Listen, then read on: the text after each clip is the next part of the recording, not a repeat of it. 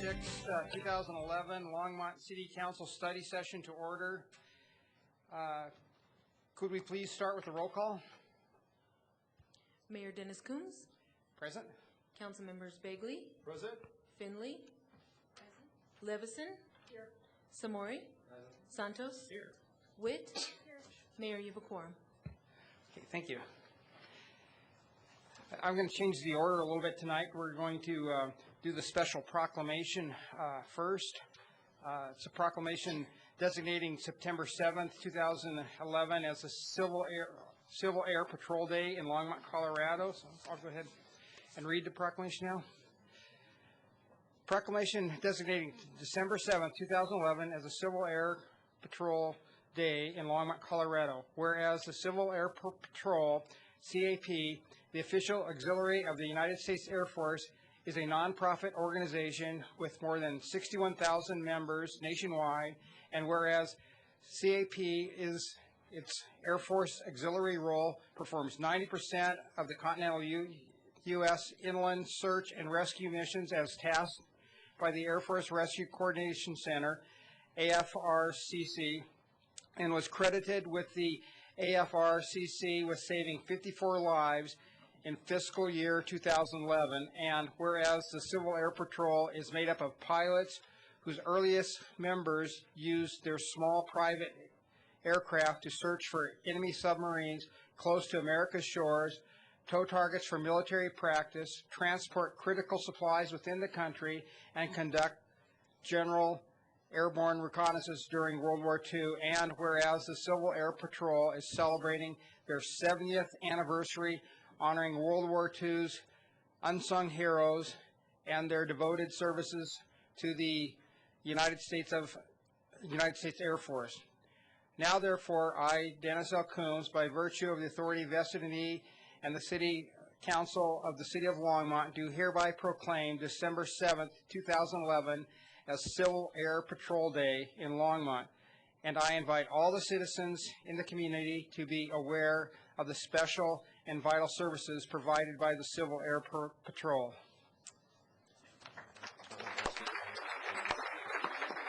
Okay.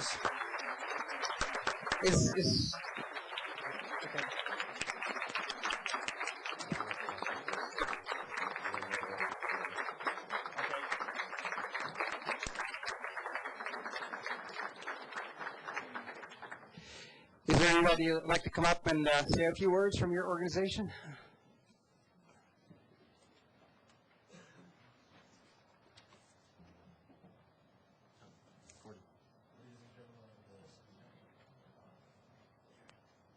Ladies and gentlemen of the City Council, on behalf of the Vance Brand Squadron of Longmont, I would like to thank all of you. Mayor Coons, thank you for today. And I'd like to say a couple of things just to inform everyone a little bit about the organization.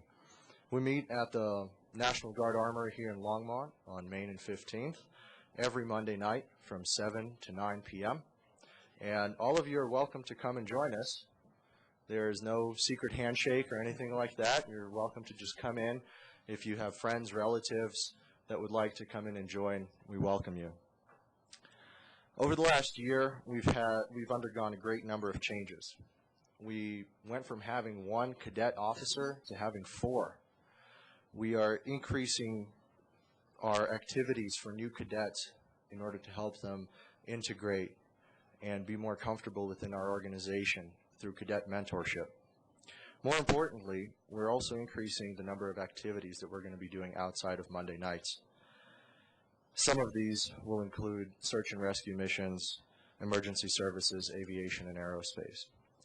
But the most important thing that I'd like to say is we would like to take a larger part and play a larger role within the City of Longmont. So today I would like to announce that we're going to start working with anyone we can to try and perform some volunteer services within the city, whether it's cleaning up parks, helping out senior citizens, whatever we can do, we're going to try and do our best to perform. Upon that note, I'd like to say thank you very much, happy holidays, and be safe. Thank you very much.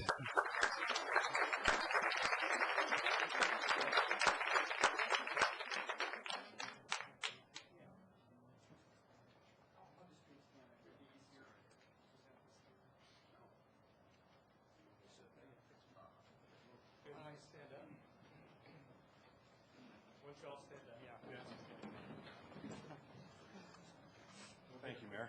Thank you. Okay. Ready? That's all right.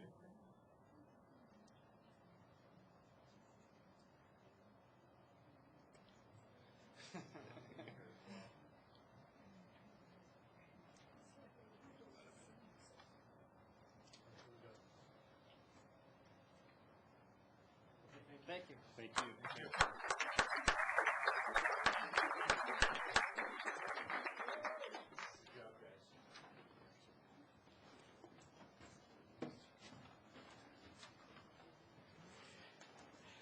Gordon, could you present your special report for us too, please? Mayor and Council, I just wanted to give you a little bit of information about the public education meeting that we're having tomorrow night regarding oil and gas regulations. And it is a it is a public meeting for the Parks Recreation Advisory Board, the Board of Environmental Affairs, and the Water Advisory Board members. Although it is a public meeting, meaning public is welcome, it is not a board meeting, and so therefore there will be no public invited to be heard. The board members will receive information from the panel of experts that we have seen here before, plus an additional one or two, and then they will be able to submit written questions to the facilitator, who will then ask the panel, and they will get the answers. The public will be able to submit comments on comment cards, and those will then be provided to the City Council and to each of the boards as they take up this matter at their next regular meeting, at which time there will be public invited to be heard at those individual meetings. And I just wanted to have the council understand and the public understand how that meeting was going to be operated tomorrow. It's from 6 to 9 in the chambers here. And if you have questions, I can answer them, or we have Kim who will be available to answer them. Public invited to be heard. The first person on the list is Mary Blue, and then followed by Suzanne Weibel. And you'll each be given 3 minutes, so please state your name and address before beginning speaking.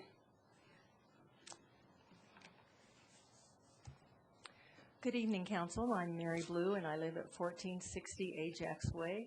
And again, it's a pleasure to be here. You guys look great. I saw you the night after your election, and I still think this is an exciting council. I actually wrote a letter that appeared in this morning's Times Call in support of the airport master plan, and I don't know if you've had a chance to read it. But I think there's some misunderstandings about this whole process. And I know many folks in the community are aggravated, I guess is the right word, about the noise caused mostly by small airplanes, and particularly the mile-high skydiving operation. And in the interest of full disclosure, I will tell you that I have jumped 3 times with that business. So I'm not an employee nor a stockholder in the business, but I do know a little bit about it. But the master plan does not involve that problem. I hear comments about negative about the runway extension, and this I think is a misunderstanding. The reason for the runway extension is so that small business jets, corporate jets, can come in, mostly to service businesses that are already here. But we are also trying to court some other businesses to this area who will provide needed jobs. And these are not toys for wealthy people. These are part of their normal operation of business and essential to them being efficient and using as aviation in their business. But they need a longer runway. We will not be having large commuter jet service in and out of this airport, as you might see up in Fort Collins, Loveland, or down at Broomfield, because the runway is weight limited and it's much too short for this. And in fact, I understand from our airport personnel that the FAA would not allow this operation. So the classification of this airport would remain the same.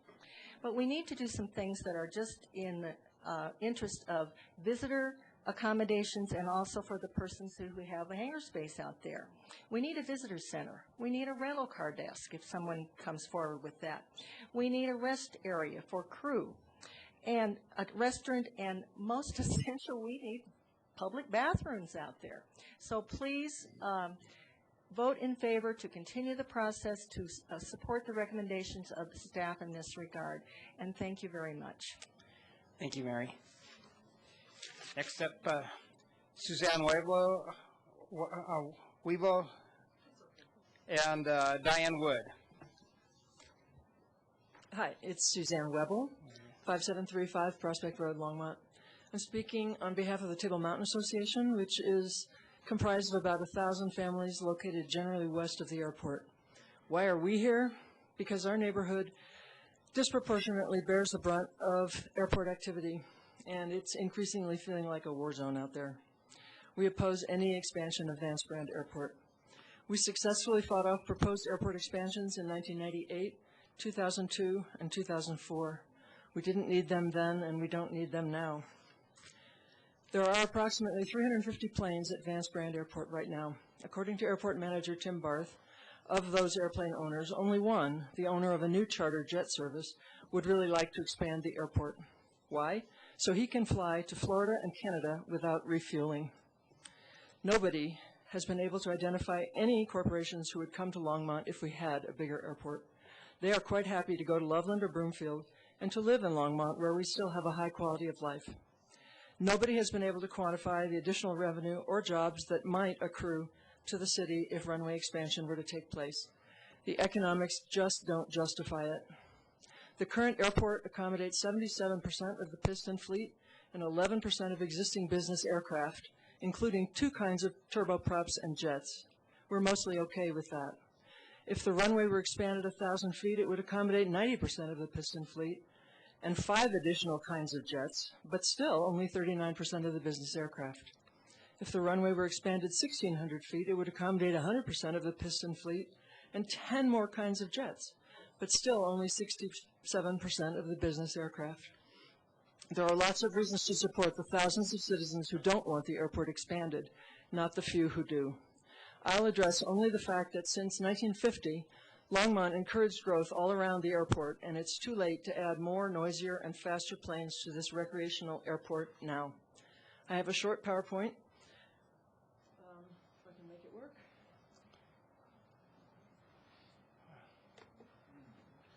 Which shows how growth has surrounded Vance Brand Airport since 1950. This runs like a movie every 5 years. 1955, 1960. The short red line in the middle of that oval is the existing runway, and the oval is the airport influence zone. 1970, 75, 80, 85, 90, 95, 2000, 2005, 2010. You can't even see the airport in there anymore for all the development that has gone on. On behalf of all those who love Longmont just the way it is now, please say no to expanding the airport. Thank you. Thank you, Suzanne. Next up, Diane Wood, followed by Dave Heinite.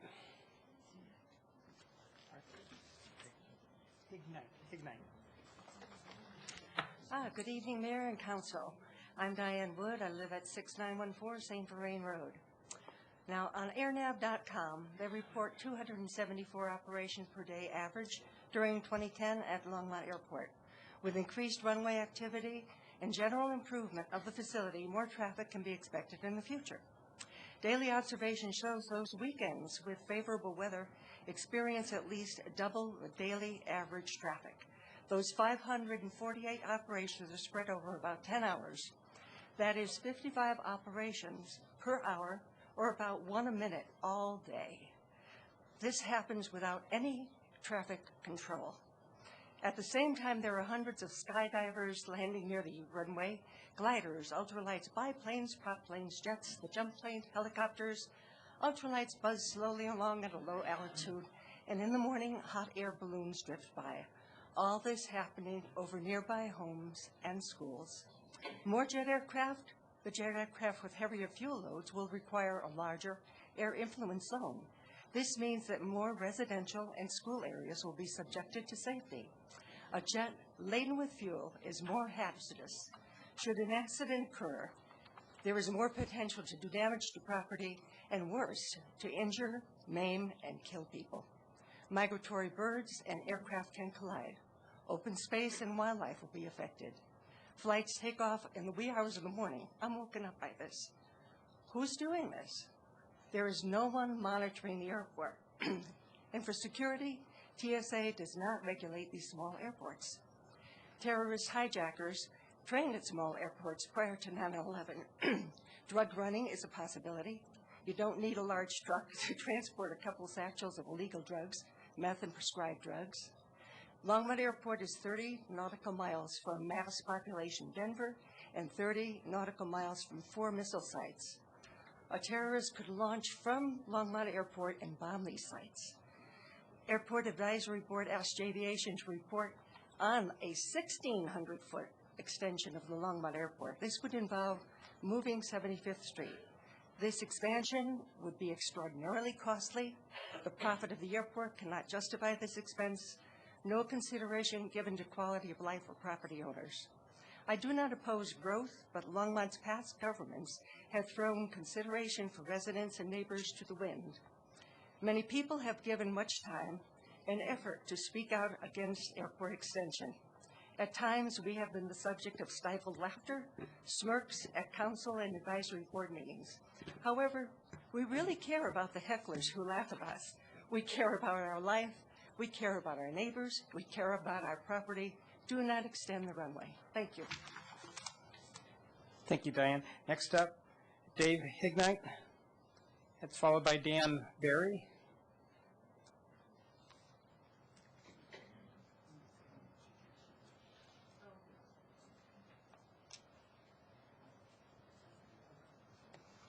Good evening, Council. My name is David Hignite. I live at 4615 Portofino Drive in Longmont. My purpose here this evening is to ask you to support the status quo alternative for the runway extension. Why? Because the concept of a runway extension at Vance Brand is a bad idea. Council members, you have a great opportunity before you this evening. It is time to unify the Longmont community and stop promoting the idea of a runway extension that threatens the quality of life in an important area of tax revenue for Longmont. The attributes that make this a bad idea are the negative impact it has on one segment of a population, in this case, noise, pollution, reduced home values, and reduced quality of life, while possessing no hard evidence of a positive economic impact for the whole community. Runway extension is a bad idea because it is bereft of economic reality. It is supported by questionable proclamations designed to benefit a few hundred airplane owners. It is a divisive assault on our community unity and therefore the common good. It is an idea driven by a struggling and monstrous federal agency that cares not one teeny-weeny bit about the quality of life in Longmont. I think we all agree that Longmont has had some good ideas that have come to fruition. For example, Longmont in the mid to late 80s made the decision to develop the area surrounding the airport. Everyone has benefited from the realization of that idea. The airport was not expanded. The residential community was the priority. Longmont cannot go back on that commitment. There are now approximately 4,000 households, 6 public schools, and numerous businesses within the 11 square mile airport influence zone. The AIZ will be enlarged if the runway is extended. Javiation has not shown the expanded AIZ with its alternative runway proposals. How can you make a decision missing critical information? The runway extension idea will foster more planes, bigger planes, more noise, and is a direct assault on our area of the community. Runway extension is a bad idea. I urge you to stop promoting it. Thank you very much. Thank you, Dave. Next up, Dan Barry, followed by Howard Morgan.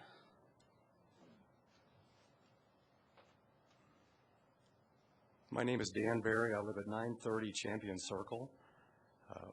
Nice to meet you, Mr. Mayor and City Council members. I support the airport. I moved to Longmont because of the airport about 11 years ago.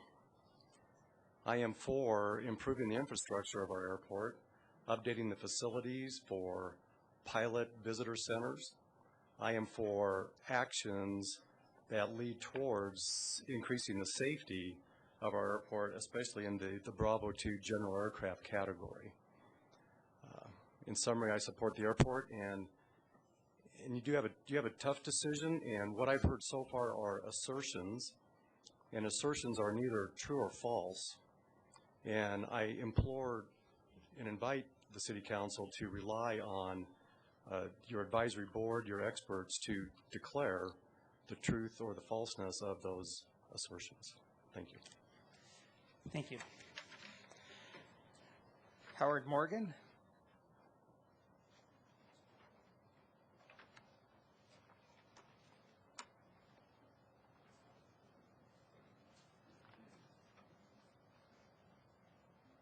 Mr. Mayor, members of the board, Howard Morgan, address of 1932 Amethyst Drive in Longmont.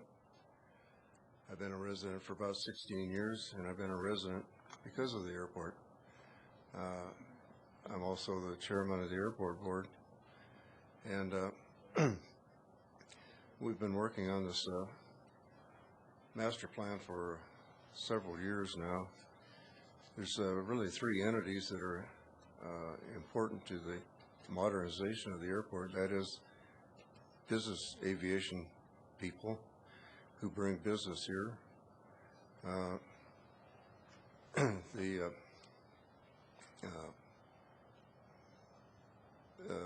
business aviation is growing, and we have several, in fact, quite a few companies here that are dependent on business aviation. And there's no doubt in my mind that if we approve this plan, we will attract some very good business and jobs. Second group or entity that is important are the people that own hangars and airplanes at the airport. In the 16 years I've been here, there have been very few improvements in the airport or on the airport. And I think the hangar owners, airplane owners would like to see some of these improvements. I'd like to point out that this group, through taxes and airport hangar leases, fuel taxes, pay a major part of the fixed cost of the airport. So they are important. The third entity would be the public. And right now, the airport is lacking any signage. The base is really in the middle of the airport, hard to see for the public. I'd like to point out that we've had two expos where we've had 4,000 people at each one, which I see as the silent majority. And as we saw, we have some programs for kids. We've worked a long hours with the airport board, the airport manager, J Aviation, Mick Wolfram, and Katie, and we are confident that you will see fit to pass this for the good of the community. Thank you for your time. Thank you, Howard. Next up, Tobias Schunk, followed by Erica Churgeon. Thank you, and congratulations on pronouncing my name correctly. Thanks for letting us have the opportunity to speak to you guys here. My name is Tobias Schunk. I live at 3841 Florentine Drive. I am right over Final Approach. When the airplanes land at Vance Brand Airport, I've been living there for about 8 years. The arguments that we've heard so far that go in favor of the airport expansion is that it will bring in good jobs and it will bring companies here to Longmont. I have never seen a CEO, and I would really like to see somebody put that in writing and say, I'm going to expand my business or I'm going to bring in a new business if this airport is expanded. Or I will close up shop and I will move jobs out of Longmont if the airport is not expanded. Until I see that, those are just assertions. Second of all, the assertion is that Most of this endeavor will be paid for by FAA funds, and therefore it's not our tax money, but it's tax money coming in from all over the country. When you and I and most other people in this room fly, we pay a ticket fee, and it's those ticket fees that will go towards the airport expansion.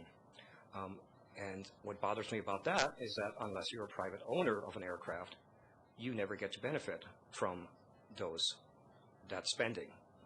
I have two friends of mine. One of them owns a Cessna 172 that's older than I am. The other one's actually built his own airplane. Both of these, my friends, are afraid that if the airport expansion does go through, rents might rise and they might no longer be able to keep their airplanes at the airport. Neither one of these people are millionaires. Both of them are working, and both of them are, part of the vast majority of people who are not millionaires who live in and around the airport. Loveland and Rocky Mountain Airport both are large airports within 20 to 25-minute drive of Longmont. It made sense to expand those airports since they're largely surrounded by commercial developments and by agricultural land. It does not make any sense to expand the Longmont Airport because, as we just saw, it is surrounded by residential development. The gentleman who spoke before me just mentioned something about taxes. The taxes generated by fuel sales or services at the airport stay with the airport. They do not become part of the general fund of the city of Longmont. Therefore, they only benefit, once again, those airplane owners. Most of us drive a car and not a Learjet. However, most of us who live in the airport influence zone, which is probably around 10,000 to 15,000 people, are going to bear the burden of that airport expansion. As long as we live in a community that has homelessness, unemployment, and even hunger, I would urge the council to vote no on the expansion of the runway and not subsidize the poor millionaires flying club. Thank you very much. Thank you. Erica Churgeon and Jeff Collins.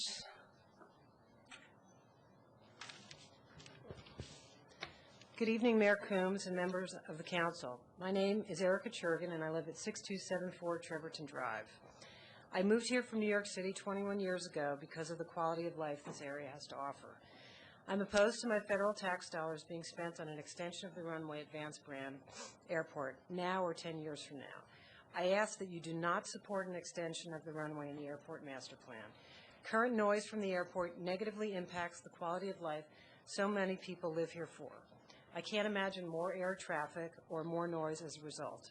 I do not believe the airport adds to the overall quality of life for a majority of the people who reside in this area.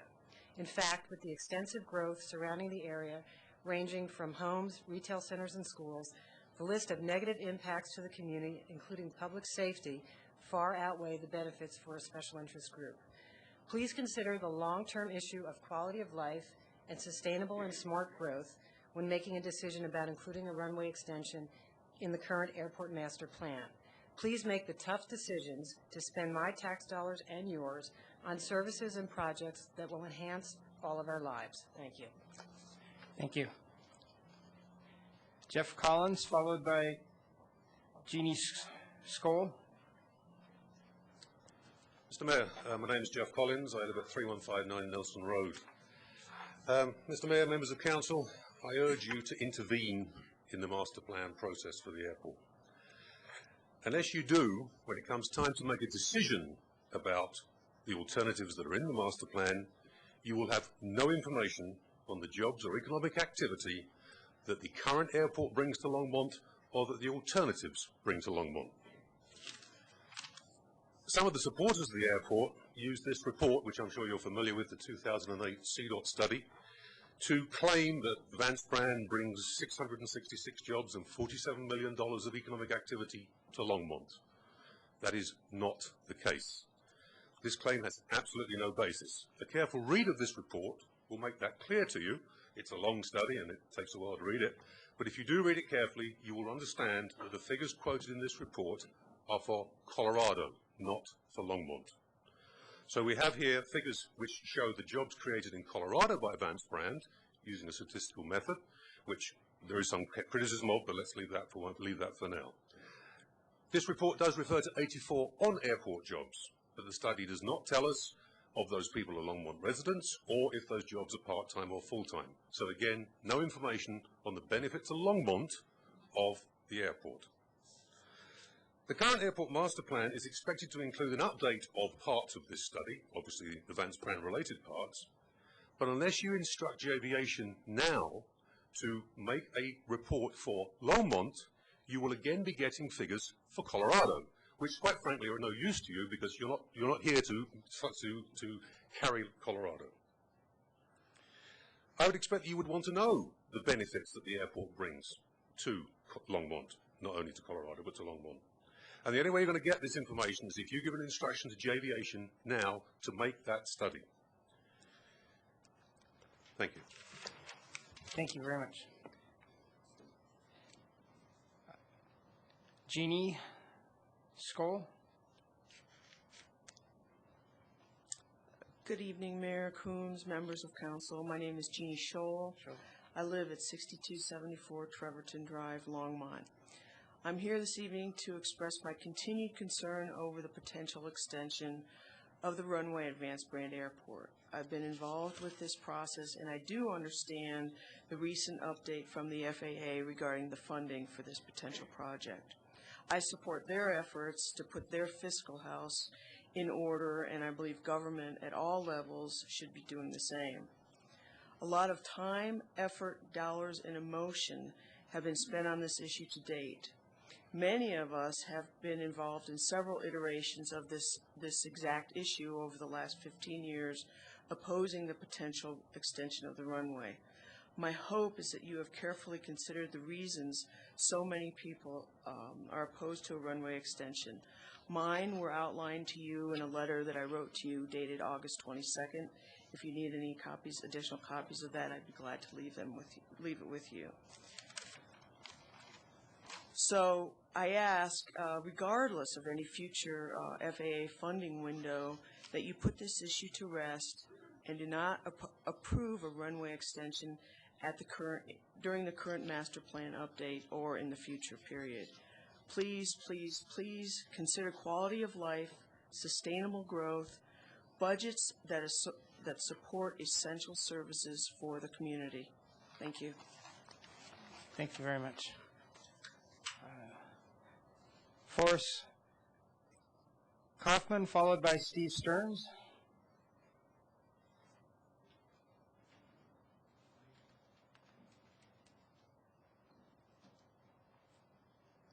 Okay, I guess Steve Stearns. Good evening, Mayor and Council. Thanks for this opportunity. My name is Steve Stearns. I live at 2996 Madeira Court in Boulder, and I'm also a owner of a hangar condo here in Longmont. I live actually right under the base leg of Boulder, so I'm not unfamiliar with the issues of living right in the vicinity of an airport.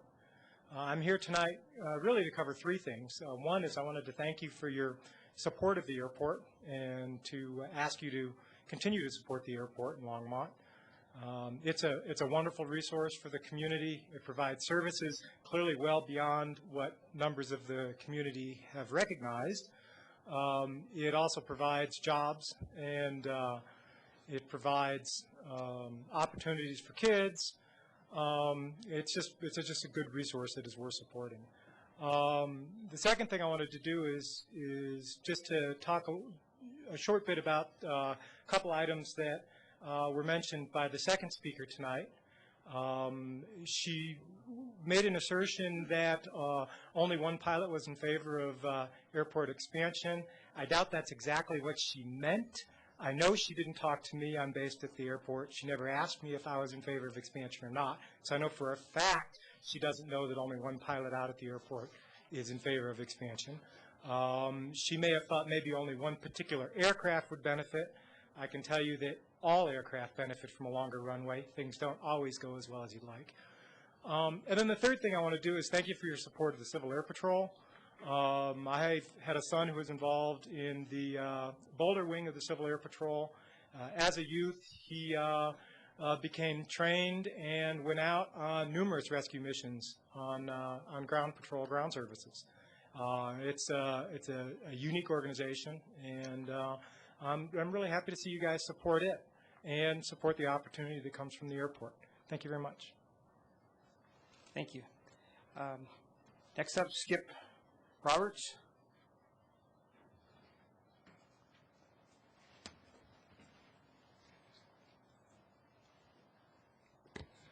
Good evening, Mayor and Council. My name is Skip Roberts, and I think one of the things we need to focus on this evening is a positive vote on the airport project. It's not necessarily a vote to enhance our little airport. It's a vote to look at the bigger picture. The bigger picture is a positive vote to enhance the city of Longmont, to ensure the growth of the city of Longmont, and to ensure a prosperous and long and dynamic future for the city of Longmont. Ladies and gentlemen, the city of Longmont is not a cow town on the northern edges of Colorado. The city of Longmont is a vibrant and dynamic city in northern Colorado. If we want to maintain that image, if we want to continue to grow, ladies and gentlemen, we cannot do that with a 1950s airport.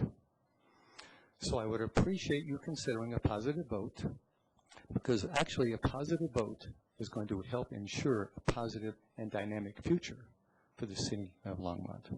Thank you for your time. Thank you very much. Cleon Bider.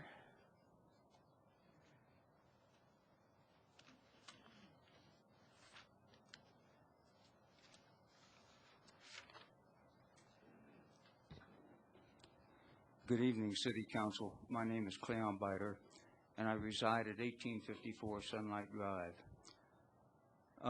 In my opinion, the Vance Brand Airport is an asset of the City of Longmont. And the City of Longmont, so far as any good steward would do, has periodically reviewed its assets. In the case of the Vance Brand Airport, they've contracted with a professional cognizant group to provide a review of the asset. And this group, Javiation, has provided an overview of the airport in terms of the master plan. The master plan addresses the status of the airport and makes recommendations for the future. I would urge the City Council to accept the master plan as it is and to move forward with its recommendations. Thank you. Thank you very much. Next up, Steve Allen, followed by Gail Allen.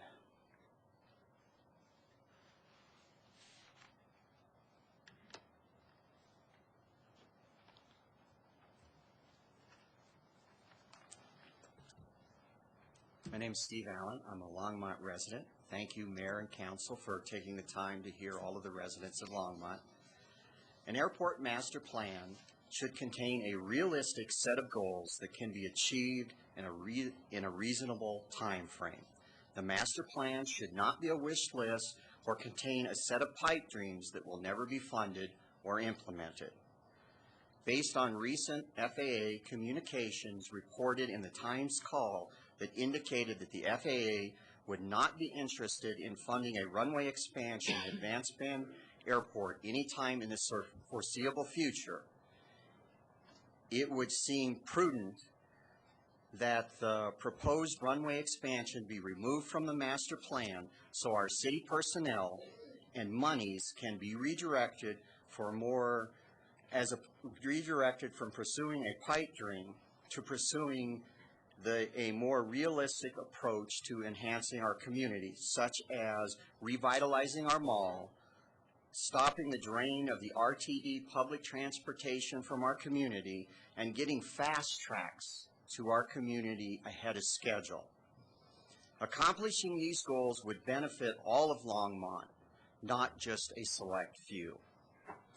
Therefore, I would strongly recommend that the City Council approve Alternative 1, no runway expansion, no action. We have to stop beating a dead horse. The tribal wisdom of the Dakota Indians says that when you discover you are riding a dead horse, the best strategy is to dismount. Next up, Gail Allen, followed by Bob Norris.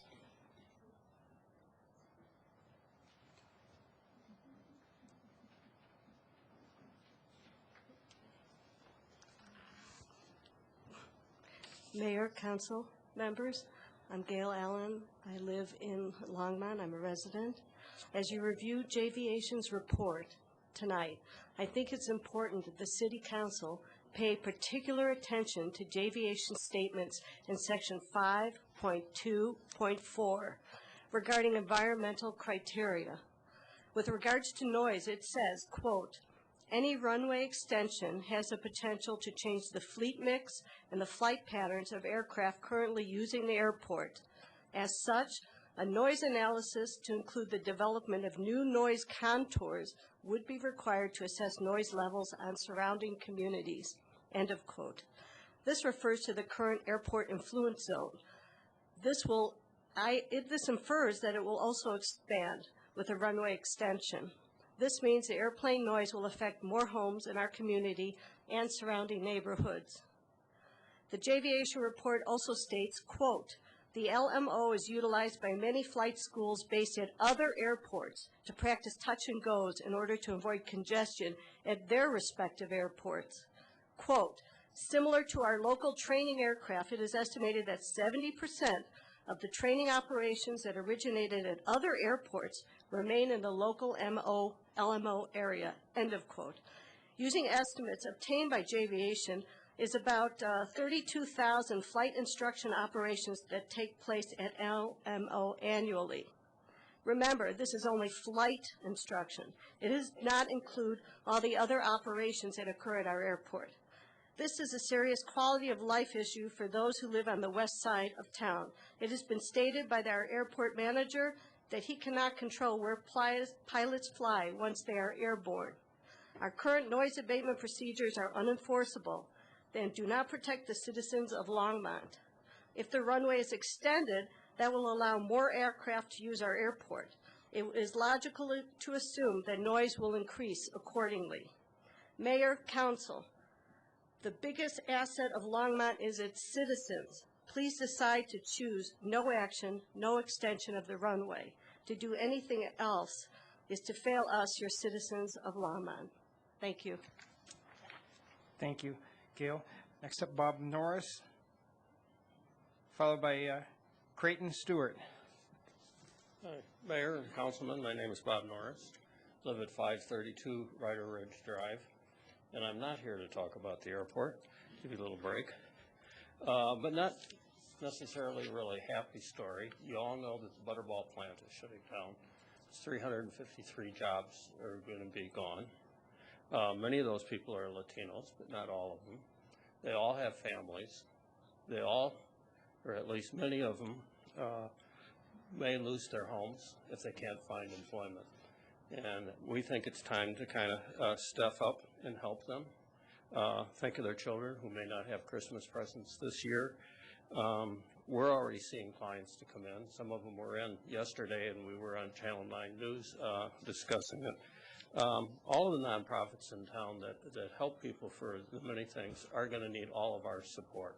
There's going to be food needs, dental needs, on and on, housing needs. We've received a little bit of money so far, and I hope the other nonprofits are as well. Probably the best thing we can do for people at Butterball and returning vets is to find jobs, which is certainly not an easy thing to do at this time.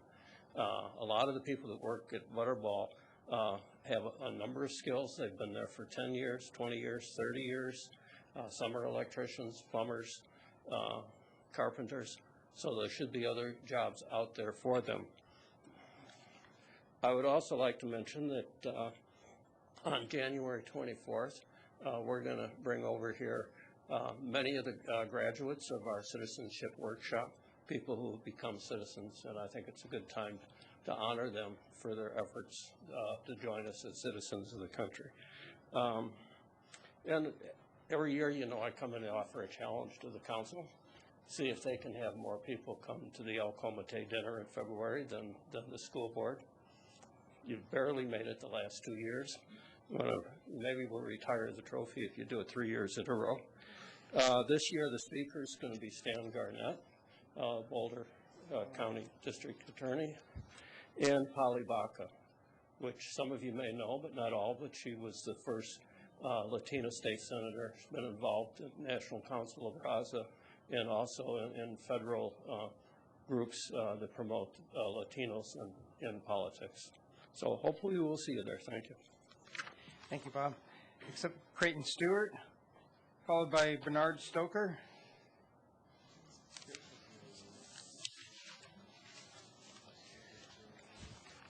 Mayor and council members, Creighton Stewart, 10775 North 65th Street, Longmont.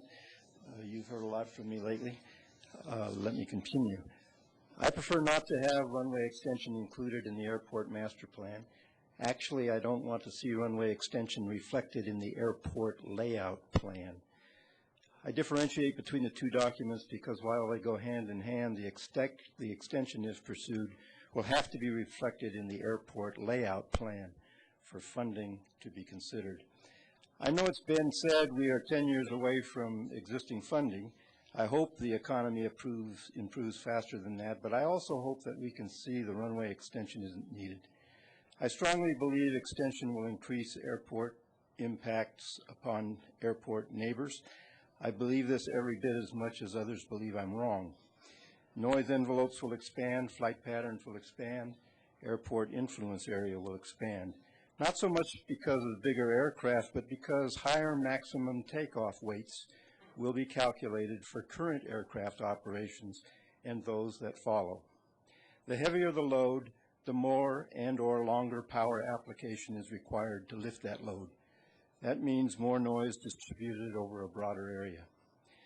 The FAA and/or CDOT are not requiring the city to lengthen the runway. That is the sole purview of the city to pursue or reject. Runway length management is the most significant control of aircraft operations that's still in the hands of the city. Most other controls have been abdicated by FAA grant funding assurance agreements. You have before you the studied recommendations of an aviation-oriented consultant driven by FAA guidelines and FAA funding. What's missing in contrast are the studied recommendations of a public-oriented agency influenced by quality of life guidelines and city funding. Such an opportunity for contrast was in fact undermined by the removal of the Community Involvement Committee from the master planning process. Runway extension boils down to the recognition of a vital need that cannot otherwise be serviced. I haven't heard one business publicly say on its own behalf, it won't come to Longmont because the runway is too short. I haven't heard one business publicly say on its own behalf that it's leaving Longmont because the runway is too short. I haven't heard one business publicly say on its own behalf that it's significantly impacted because the runway is short. And I haven't heard one supporter of extension say it personally needs the runway to be longer. What is needed? To sell more fuel? I don't see that as in the best interests of the city. Figure 1-3 of the master plan is impressive. It reflects 2010 and 2011 IFR long-distance operations into and out of Vance Brand. Obviously, many business-type aircraft are flown into Longmont.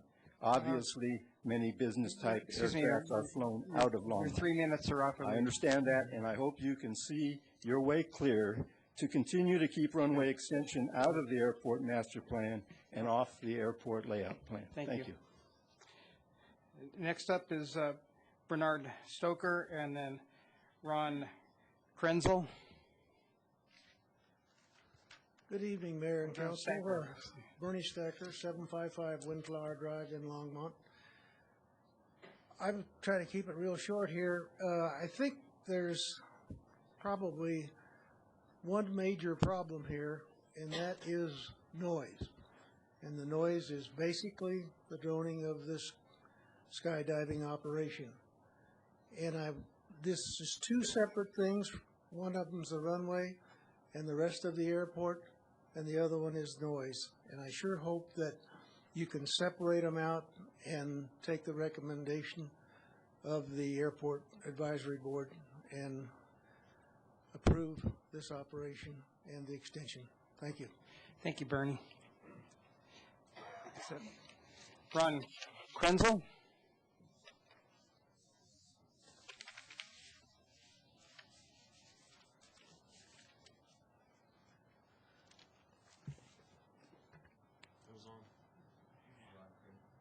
Ron Krenzel, 12191 North 61st, Longmont, Colorado. In some ways, I was a little disappointed with the Aviation Chapter 5. I was hoping for bigger and better and longer and greater. But I think they've done a great job of really defining what a B2 airport like Longmont is and what it should be and why it should be expanded to meet its capacity and its goal, the best goal it can be for the city of Longmont.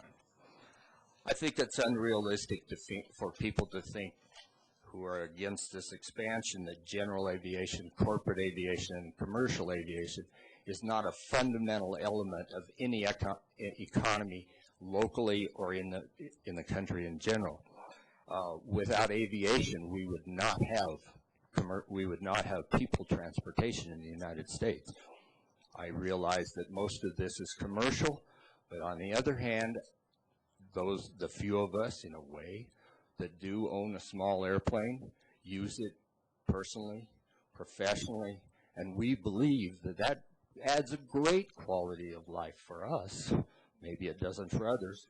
Certainly not a millionaire am I, but I do have the ability to fly, and I have chosen to spend my small amount of discretionary dollar on a small airplane. To make the Longmont Airport better by simply adding 1,000 foot of runway, which is 75,000 square feet. That's a small commercial building. That doesn't sound like a huge expansion to me. There will be absolutely no impact on any part of the runway or the zone which currently exists. It will simply expand a small amount to the west, which is basically uninhabited. And I think that, Chapter 5 pretty much defined how it can be done, why it can be done, and the 1,000 feet extension to me is a little less than it should be, but it certainly will accommodate great aviation growth. With that 1,000 feet, hopefully we'll have some better services at the airport, some better facilities, which will benefit.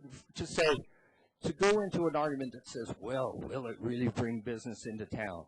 Does a bike path bring business into town? Does making a road 4-lane bring business into town? Probably not, but if you don't do it, it might not. So I think it's really important to look at, there are 96,000 people in the city of Longmont. I think that's fairly correct. 98? 86,000. 96,000? 86. Oh, I thought it was 90, geez. And in this whole debate, I think we've really looked at 30 or 40 on one side and 40 or 50 on the other. Excuse me, your 3 minutes are up now. Let's make it a little longer. Thanks. Thank you very much. Next up, Joe Bassman, followed by Shelley Bassman. Thank you, members of the council. Is this on? I'm Joe Bassman, your neighbor in Longmont, residing at 3414 Lakeview Circle. I appreciate the opportunity to speak tonight on the intrusion of oil and gas wells into our community. It's a complex topic, and its consideration by council should adhere to these sensible principles. Number one, ensure that the anticipated application to drill and perforate our parks and open space right here in Longmont is processed in the due course of time, and that it does not circumvent any of Longmont's municipal code, especially Chapter 15. I'm sure you're familiar with it, but it's a large document. It's an arduous process.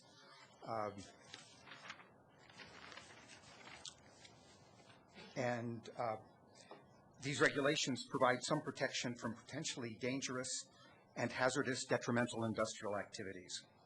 Number 2, do not equivocate or compromise on Longmont's existing and needed land use codes regarding oil and gas wells in our community.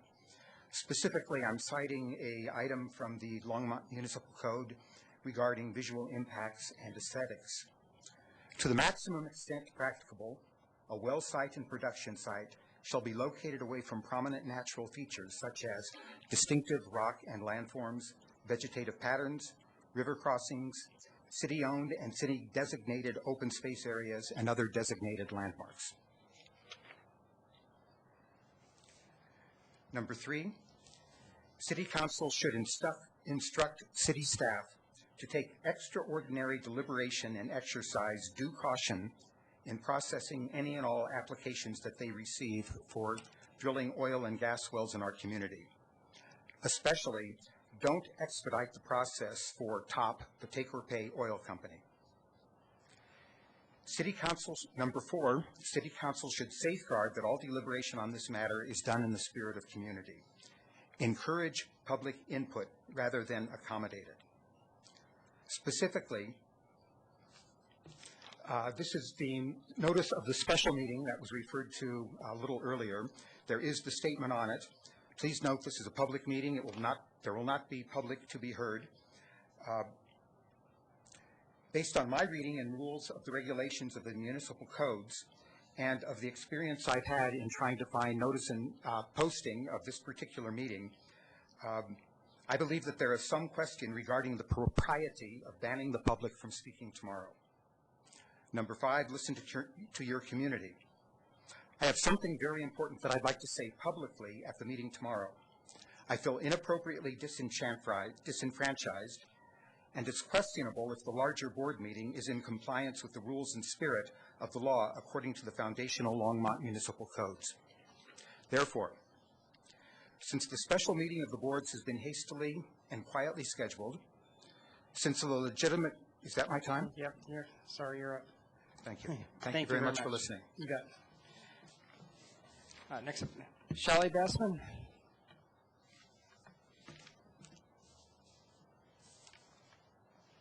Good evening, Mayor and Council.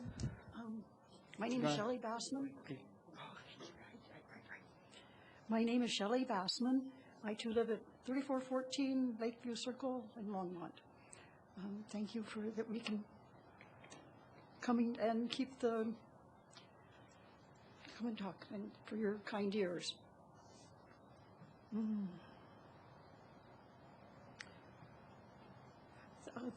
This week, I saw on KBDI an interview by Tamara Banks of former Governor Ritter. And former Governor Ritter is now with an Energy Institute up at Fort Collins, CSU. And he said for the last 8 months, since last April, the United States is a net exporter of petroleum-based products. Since 2009, the United States had produced more natural gas than we need, than we consume. The quantity is huge, but the number, there's more produced than there is consumed. I maintain my position that let's back up. Enough is a feast. We have a feast of natural gas. We do not lack it. And to take more than we need is called greed. Another word for that is gluttony. Those two attributes amount to robbery of future generations' access to oil, to natural gas. Before the fossil fuels came online, labor was achieved by indentured servants and slavery. I, for one, will not say to my children, my grandchildren, my great-grandchildren, we took as much as we could. We took as much as we wanted. We shipped it overseas at higher prices, which raised the cost of utilities here at home. Some people say, well, they'll figure something out.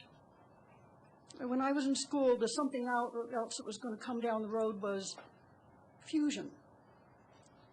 Smush hydrogen together and you get energy and water. It was beautiful. I'm pushing 70, and it hasn't happened yet. I don't think it's going to happen for our children. And fossil fuels are a treasure that needs husbanding and to be passed on to the future. And I really do not want to be a part of a Longmont that is involved in greed, gluttony, and robbing a resource from our children. Thank you very much. Thank you, Shelley. Next up, Jason Shear, followed by Dave Kopp.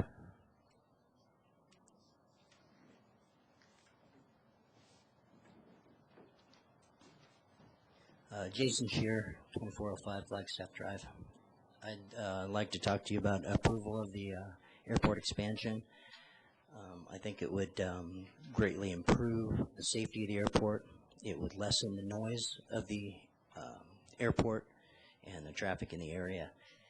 And I'd like to state a few reasons why. I'm a independent maintenance contractor, and I work in all of the airports in the area, and I have really no vested interest in Longmont.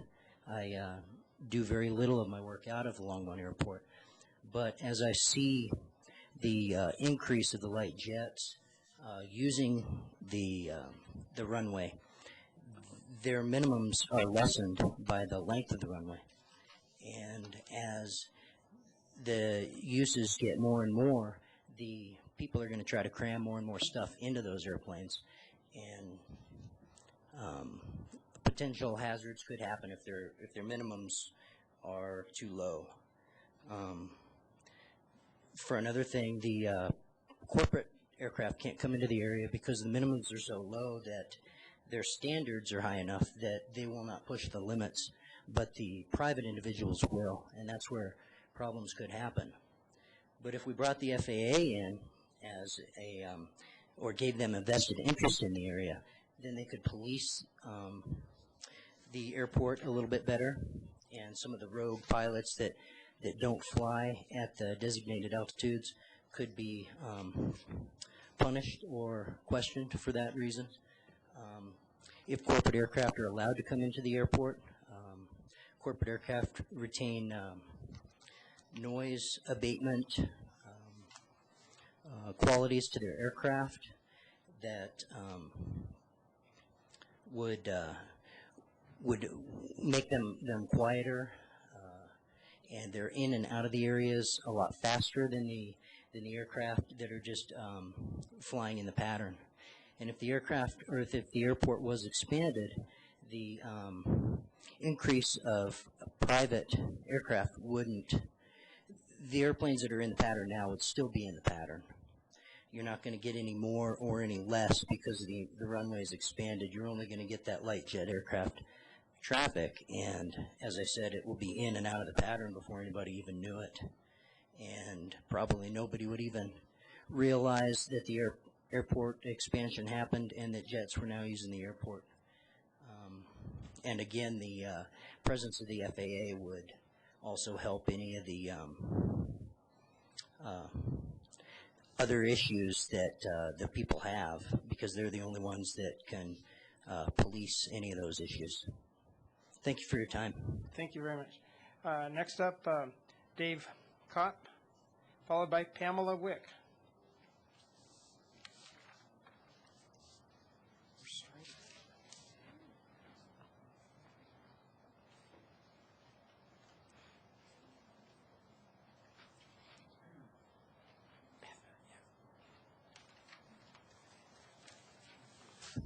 Thank you, Mayor, City Council members.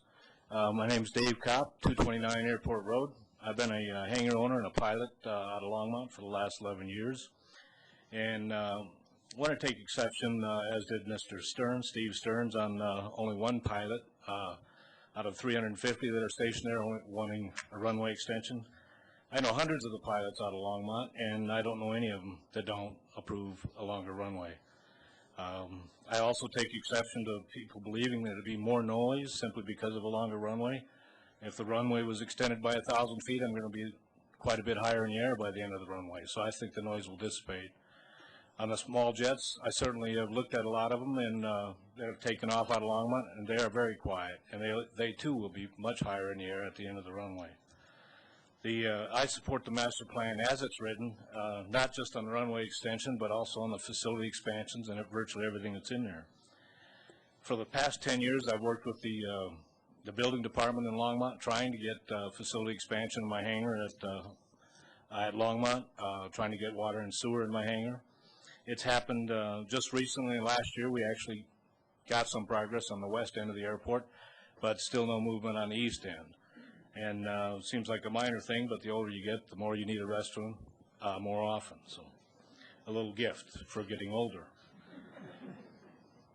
One statement also made was that the fuel tax, sales tax, use tax, property tax are a benefit only to the pilots or the users of the airport. You know, I've studied the spreadsheets, and none of those tax dollars come back into the airport fund. They do go into a general fund based on everything I've seen. That's not a benefit to the users. That's a cost and an expense that we have to endure. But it is an income for the county. How it gets allocated out is certainly beyond my pay grade, but clearly the benefit's not showing up at the airport, and it's not showing up in the spreadsheets that show what the airport cost and benefits are. Opportunities for kids. This is a big thing at the airport. You've seen a lot of the young people here today on the Civil Air Patrol. And I saw them out there working this last summer while I was out there flying my helicopter, demonstrating for the residents.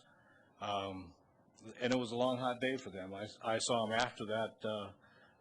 The airport was basically emptied of visitors, and they worked a big day that day, including organizing the aircraft that were demonstrating for the benefit of the crowd. I've also done 105 Young Eagle flights. The majority of those have been Longmont residents. A Young Eagle flight is a first flight for our youngsters between 7 and 17. It's at no cost to the children. This is a total donation, not just by me, but by any of the pilots that fly Young Eagles. And that was our Airport Appreciation Day this past summer. I appreciate your time. Thank you. Thank you. Thank you, Dave. Padma Wick, followed by Mark Arnold.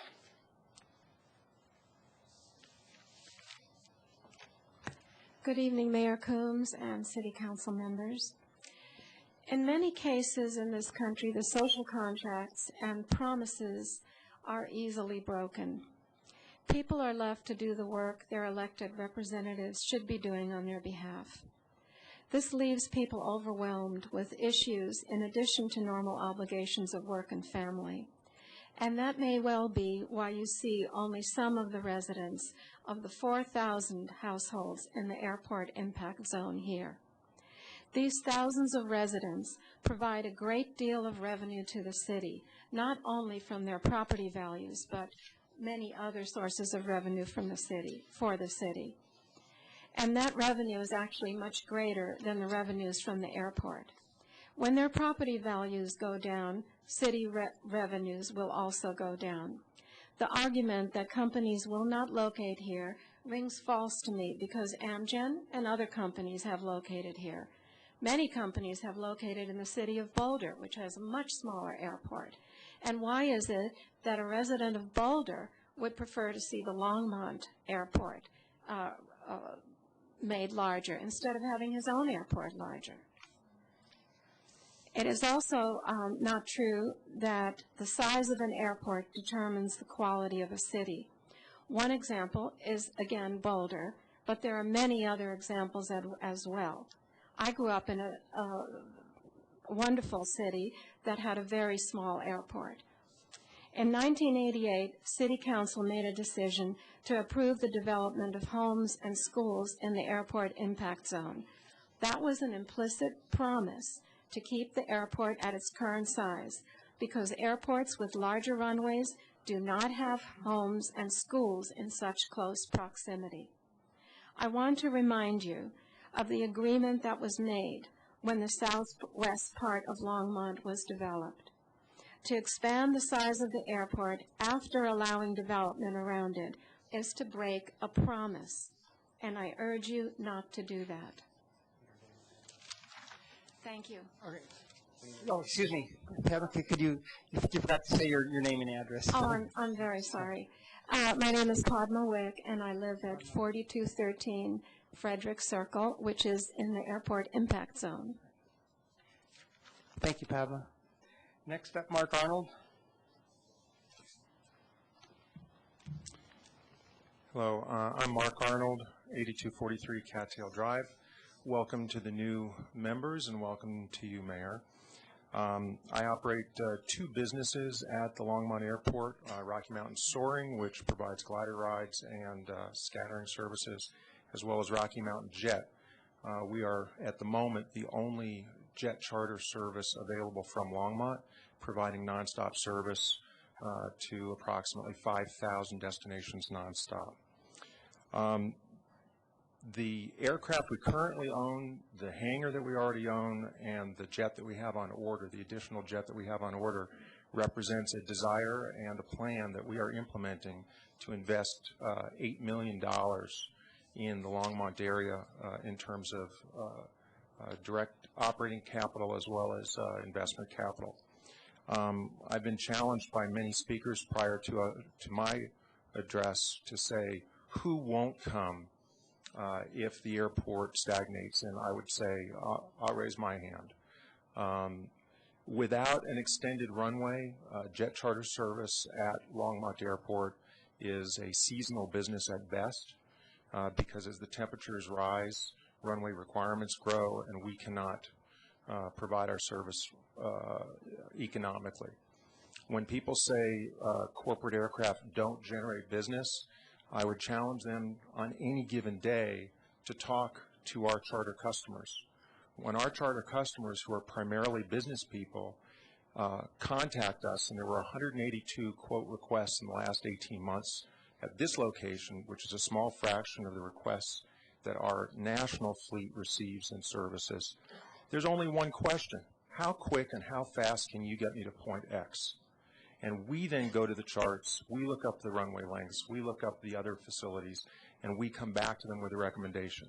So if you decide to forestall any possibility of growth in this, to this piece of infrastructure, what you're really doing is sending a very strong message that you do not want business coming to Longmont, either originating from Longmont going out, or other business operators coming in. It would be a very strong signal. If the population of Longmont had not grown in the last 20 years, I would be among those who say, hey, it's good enough. But as it is, the present infrastructure, as identified and documented by Javiation, is woefully inadequate and less than what I see all across the country when I go to airports that serve cities the size and scope of Longmont. So I urge you to approve the plan as suggested by Javiation. Thank you. Thank you, Mark.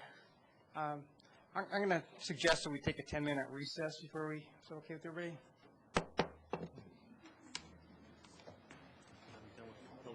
Yep.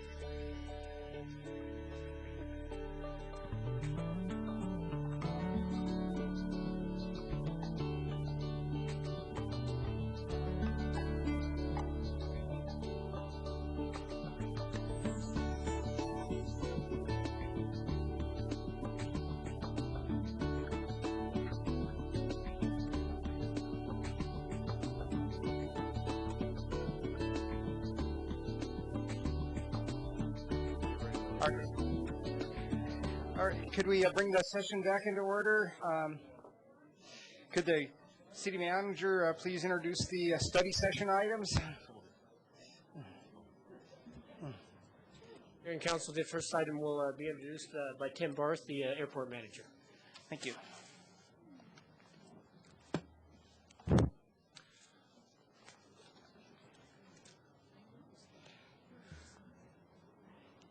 Okay, you're up.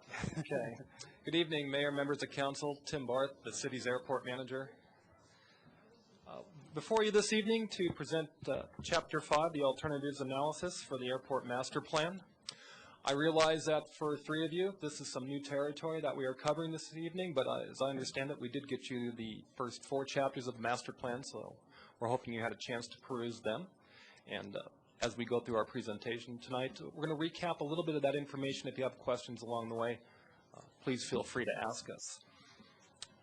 Unlike the previous 2 presentations that we made to council, tonight's format's going to be a little bit different. We still will follow with our PowerPoint presentation, but the one thing that's different tonight is just not an informational type item. Tonight we're actually asking the council to provide staff with formal direction so that we can complete the remaining portions of the airport master plan, which will follow right after the first of the year. I would like to do some quick introductions this evening, but before I get started on that, I wanted the council to know I handed out all of the public comments, and I placed them before you this evening, from the open house that we had last Monday at the Senior Center. As your packet had already went out, we needed a chance to process these public comments, and we wanted to make sure that council had these for tonight's meeting. And since it was a week ago, that's why we dropped them off this evening. For the newer members of council, I'd like to introduce our consulting firm, J'Aviation Consulting. On my right is Travis Valine. He's the Vice President of J'Aviation. On my left is Jackie Zerbies. She's an aviation planner. On Jackie's left is Chris Burkmeyer, and Chris is a project manager. And sitting in our bullpen this evening is Hillary Fletcher. She's the Director of Governmental Affairs for J'Aviation. And then, as this chapter is pretty significant for us in the master plan, we did invite the Federal Aviation Administration and the State Division of Aeronautics. And Kevin Louie from the Federal Aviation Administration is here tonight. And sitting to Kevin's left is Scott Brownlee from the State of Colorado Division of Aeronautics. So as we get started this evening, I'm going to turn the majority of the presentation over to Travis Valine. He's going to take you through and bring some of the newer members up to speed, and then we'll delve into Chapter 5. And as we get near that, the end of the PowerPoint presentation, Travis will turn it back over to me, and then I can kind of lead you through the rest of the discussion. So with that, here we go. Good evening. First of all, I have to warn you, we have a lot of acronyms in aviation. So if I say something and you're kind of wondering what it is, kind of either stop us and ask a clarifying question, or kind of give me a look, and I'll try and explain what some of those acronyms are. So tonight, we'll pull the presentation up. We're going to kind of run through this fairly quickly because I've got more slides than I've got minutes. But we will take some time to kind of go backwards to bring you up to speed on where we've been so far in this master planning process. But tonight, the City Council, the meeting objectives, the council members will leave with kind of a recap of the expectations in the process, knowledge of what we call the Airport Reference Code, which is kind of the key to airport development, an overview of the inventory and aviation activity forecast sections, summary of recommended improvements to the facility, identification of preferred alternatives, a recap of the second community open house and the input we received there, and some awareness about our next steps. Master plan study goals. These have been consistent from day one. Our goals through this process is to evaluate the existing facilities at the airport, forecast aviation activity for a 20-year time frame. And so that takes a little bit of a crystal ball look into the future on what the airport will look like in 20 years. Recommended those needed improvements to meet the demand over those 20 years. Prepare a financial plan. How are you going to pay for those improvements? And provide an updated airport layout plan that will be presented to the FAA and the state for comment and approval. Master plan expectations. You know, we've kind of gone through this a number of times, but we've always kind of come back to this because we explain what is a master plan. Well, it's a document that is required by the FAA to receive federal funds. It's a comprehensive study of the airport and the airport environment. And it's a plan to accommodate future facility needs with a list of recommended capital improvements. It's a strategy for funding those opportunities and projects at the airport, and it's an update of the airport layout plan itself. More importantly, not only what a master plan is, but sometimes it's very beneficial to say what a master plan is not. In this case, it's not a construction project or a development agreement. It's not a marketing plan or noise abatement study, although we've gotten a lot of questions about noise abatement. It's not an environmental assessment or a guide for federal or state funding. I think the last line in that slide is very important. The city decides whether and what to build. It's your airport. You are the legal sponsor. It's your facility. It's your decision. The master planning process. It's kind of a pictorial on the process as we've walked through it. The first couple chapters, the inventory and the forecast, actually fed into a facility requirement section of which we had a community meeting. After that, the alternatives analysis of where we're at today and the community meeting we had last week. From the decisions you make tonight or the guidance that you give us, we will move forward and we will come up with a financial implementation plan, the airport layout plan, and the environmental overview. But before we can do that, we need your guidance on some recommendations and some alternatives. Once that's done, we will then finalize the master plan report and then bring it back to the Airport Advisory Board and the Council for approval. The Airport Reference Code. This is kind of the heart of airport development. You know, when we first started this conversation about the Airport Master Plan, we had a lot of conversations about the airport's going to become Denver International Airport, or we're going to become Jefferson County Airport, or things like that. And so we've gone through this slide a number of times, but when we develop airports, we develop them based on two criteria. One is the approach speed of the airplane, and the other one is the wingspan of the aircraft. And those categories define to us and the FAA what design standards or geometric standards that we come up to the airport. So the airport at Longmont is designed for a B2 type airplane. That's an airplane that has an approach speed between 91 and 120 knots, and an airplane that has a wingspan between 49 and 78 feet. So that's a fairly common general aviation airport in the state of Colorado. Airports around Longmont, such as Rocky Mountain Metro, have a larger airport reference code.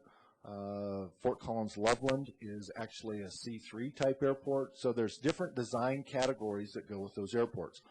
What's been consistent from day one, from the council and from the Airport Advisory Board, is this community is not interested in changing or enhancing the airport reference code. So the airport that's designed today, you've told us that you want to stay within that same category of airports. So we'll talk a little bit more about that as we get into some of the alternatives. You know, one of the difficult things about an airport is people come and use the airport and they go. They don't stop and they don't tell you where they came from. They don't tell you where they're going to. But this is a slide that depicts really not only that the airport is a local asset, but it's a statewide asset and it's a national asset. So what this slide depicts are IFR flights, instrument flight rules, where those are more highly technical aircraft that are using IFR flight plans, using point-to-point navigation with equipment in the airplane.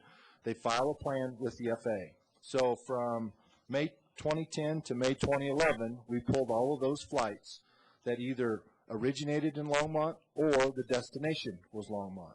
And what we found were 732 IFR flight plans that had destinations or arrivals from 30 different states. This is why the FAA invests in communities like Longmont, because you're part of a national system. You're not just part of a local system or statewide system. The first chapter of the Airport Master Plan is the inventory. Just a little bit of history about the airport. It actually opened in 1927, one of the region's first airports out by Roosevelt Park. In 1942, it moved to its current location. The airport's primary inventory consists of a runway 1129 at 4,800 feet by 75 feet. It's constructed of concrete, and it's in very good condition. One of the unique things about the airport is not only do you have a full parallel, but you also have a second partial parallel taxiway, taxiway Bravo as well. It's home to 128 hangars and 340 based aircraft. Last year, it sold a little over 184,000 gallons of fuel. To give you a perspective on how that airport actually fits in, you've got more based airplanes at Longmont than we do on the entire eastern plains of Colorado. So it's a very vibrant general aviation airport, and it's one of the primary general aviation airports in the state in terms of activity and use. As part of the master plan, we need to do a forecast. Our forecast showed basically the operations in 2010 to be around 61,000 operations with a forecasted growth to 92,000 operations in 2030. That's a little bit over, it's basically right on the national average in terms of growth for general aviation activity. Each year the FAA comes out with a general aviation forecast, and general aviation has been considerably down over the last few years because of the economy. But we're showing slow but steady growth for Longmont over the 20-year planning period. The facility requirements section, we look at needed improvements to the airfield, which include the runways, the taxiways, and we look at those not only from needed improvements, but do they meet the FAA design standards for separation that the FAA gives us guidance on. We look at the landside requirements, general aviation facilities, support facilities like snowplows and trucks, fuel storage, de-icing facilities, and the potential to enhance and increase utilities at the airport as well. The alternative section, we have 4 actual areas in which we've provided alternatives in which we are going to be asking your opinions tonight. The first is the runway length. The second is the apron expansion and executive flight center. Third are hangar development options, and then some wash pad improvements for aircraft as well.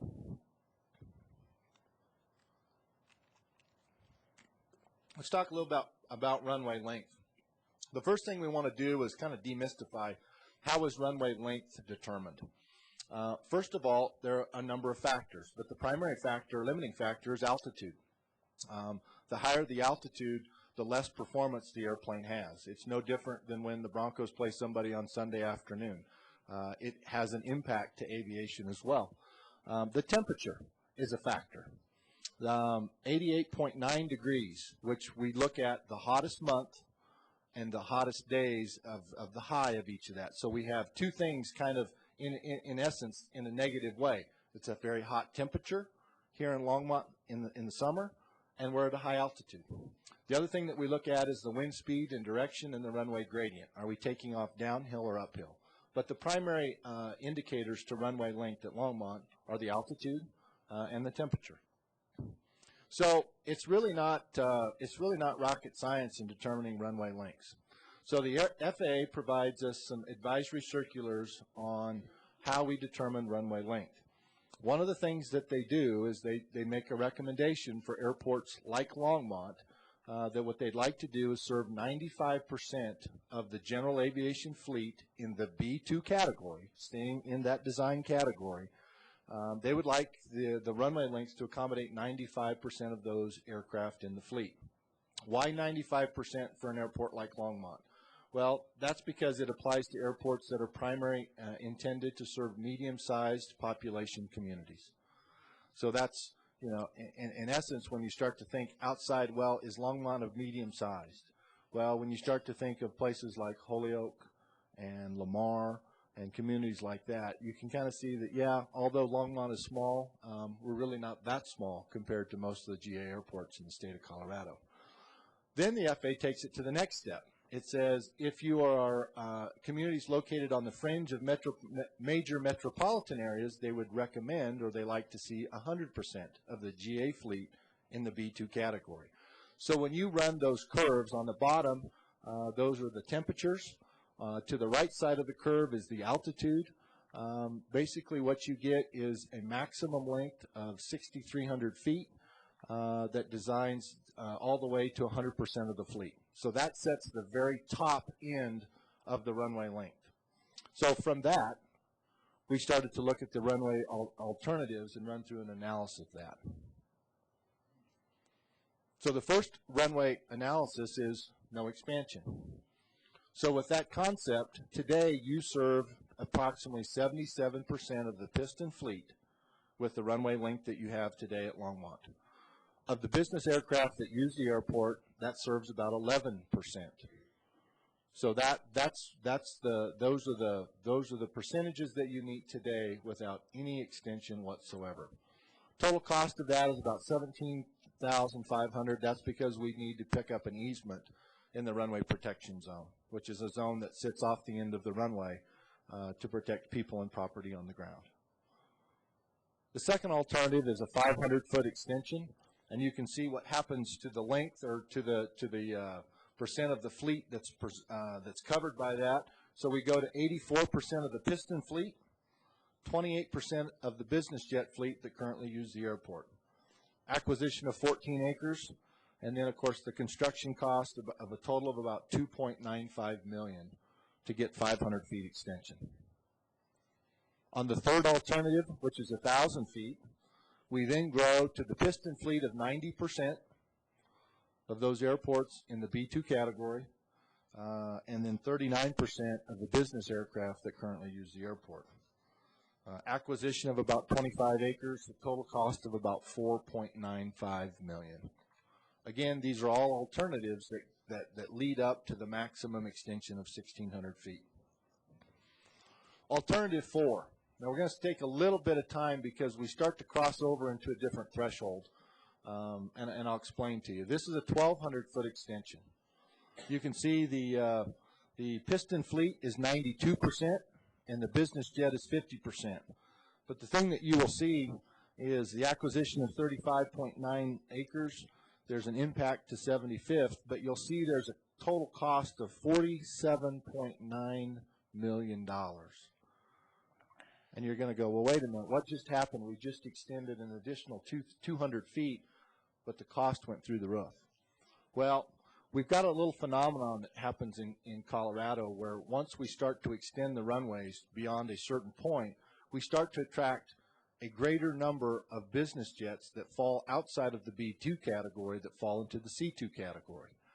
And then remember, I talked a little bit about the A, B, C category all impact the design of the airport. This is what happens. The blue line at the bottom is small aircraft at the 95% fleet. As that line starts to increase, you'll see that it basically bisects the large aircraft 75% at 60% useful load. What that basically means is because the piston fleet does not perform very well at the high altitude, at the hot temperatures, there becomes a point in time that the business jets can be just as efficient on a certain runway length than the piston fleet does. And once we cross over into that, we start to see a large number of bigger aircraft start to use the facility. This has happened a number of times in Colorado. It happened years ago. It started in Pagosa Springs, then it went to Rifle, places like Meeker. And so if we provide too much length, we start to go down a slippery slope that will require a significant investment in the facility. This is kind of hard to see, but this kind of gives you an idea of the impact of moving from a B2 to a C2 type category airport. I don't know if you can see, but I will use the pointer. There's some shaded area of red. All of this area in red would have to be cleared to accommodate the separation standards for a C2 airport. That takes out, I don't know what the percentage is, but a great percentage of your existing hangared facilities because everything has to be spread out. You have to have greater safety areas, greater setbacks. Again, this is not the direction that the City Council or the Airport Advisory Board has asked us to go. So because of that, As we look at the alternatives analysis beyond 1,200 feet, the same thing applies. The high dollar cost, because we would have to increase the separation standards of the airport to C2. Although we still continue to grow in the piston and the business jet fleet, those are options up to 1,600 feet that really aren't a viable alternative for the Longmont Airport. And I think it's been fairly well communicated. It's also something that the FAA has said publicly that they're not supportive of going to that direction. What does an additional 1,000 feet do for the runway and the users at Longmont? You can see the current runway length today at 4,800 feet, serves about 77% of the fleet. The 1,000-foot extension would raise that to approximately 90% of the fleet. So that kind of gives you a pictorial of what that impact of the 1,000 feet will do for the people using the airport. This is the business jet aircraft.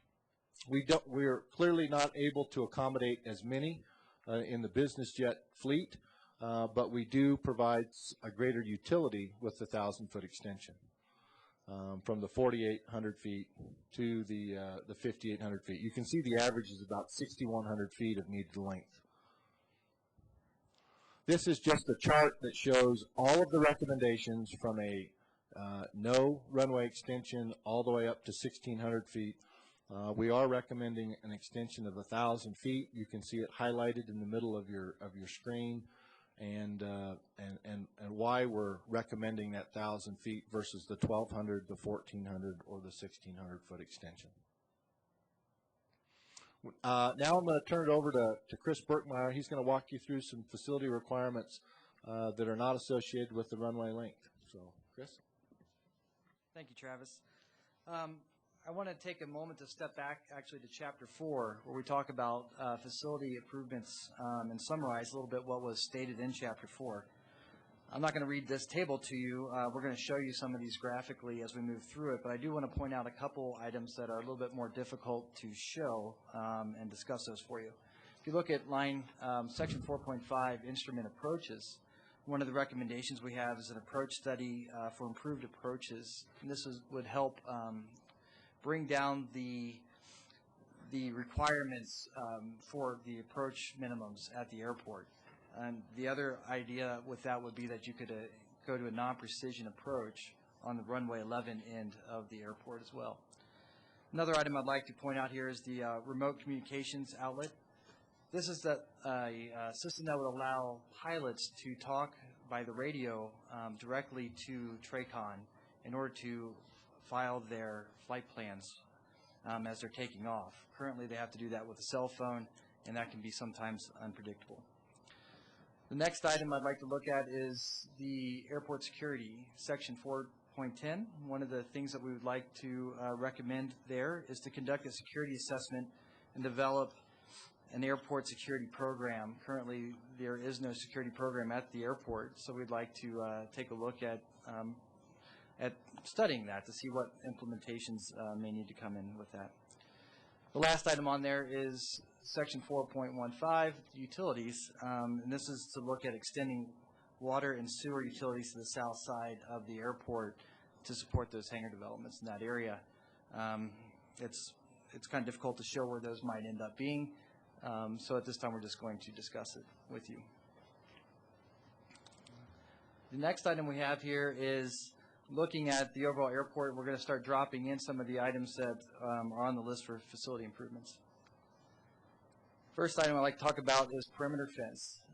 This shows a perimeter fence around the outside of the airport, preferably chain link. This helps out with not only security items but also with wildlife. As Travis discussed a little bit earlier, an easement for the RPZ. This is assuming the no runway alternative, or alternative number 1, showing that easement acquisition for the RPZ. And with that, the thing to remember is that would be an item that you might have to do before you get to a runway extension. So if it does take 10 years or 15 years or however long it takes, you would still want to look at purchasing that easement at this time. The next item is relocating objects that are currently in the safety areas. These include a navigational system, what's called a VASI, which helps glide slopes coming into the airport, and also tie downs located within the safety area by the ramp. Question? Yes. Mayor Coombs, in this diagram, we don't show the chain link fence going down. We would totally enclose that, is that correct? Yes. Yes? Okay. The dashed line of red doesn't go Down 75th. Yeah, down 75th. Okay, just making sure. Thanks. Okay, the next item would be aiming point markers for runway 11. The next two items I'd like to talk about is reels and PAPIs. These are items that are also navigational aids for pilots.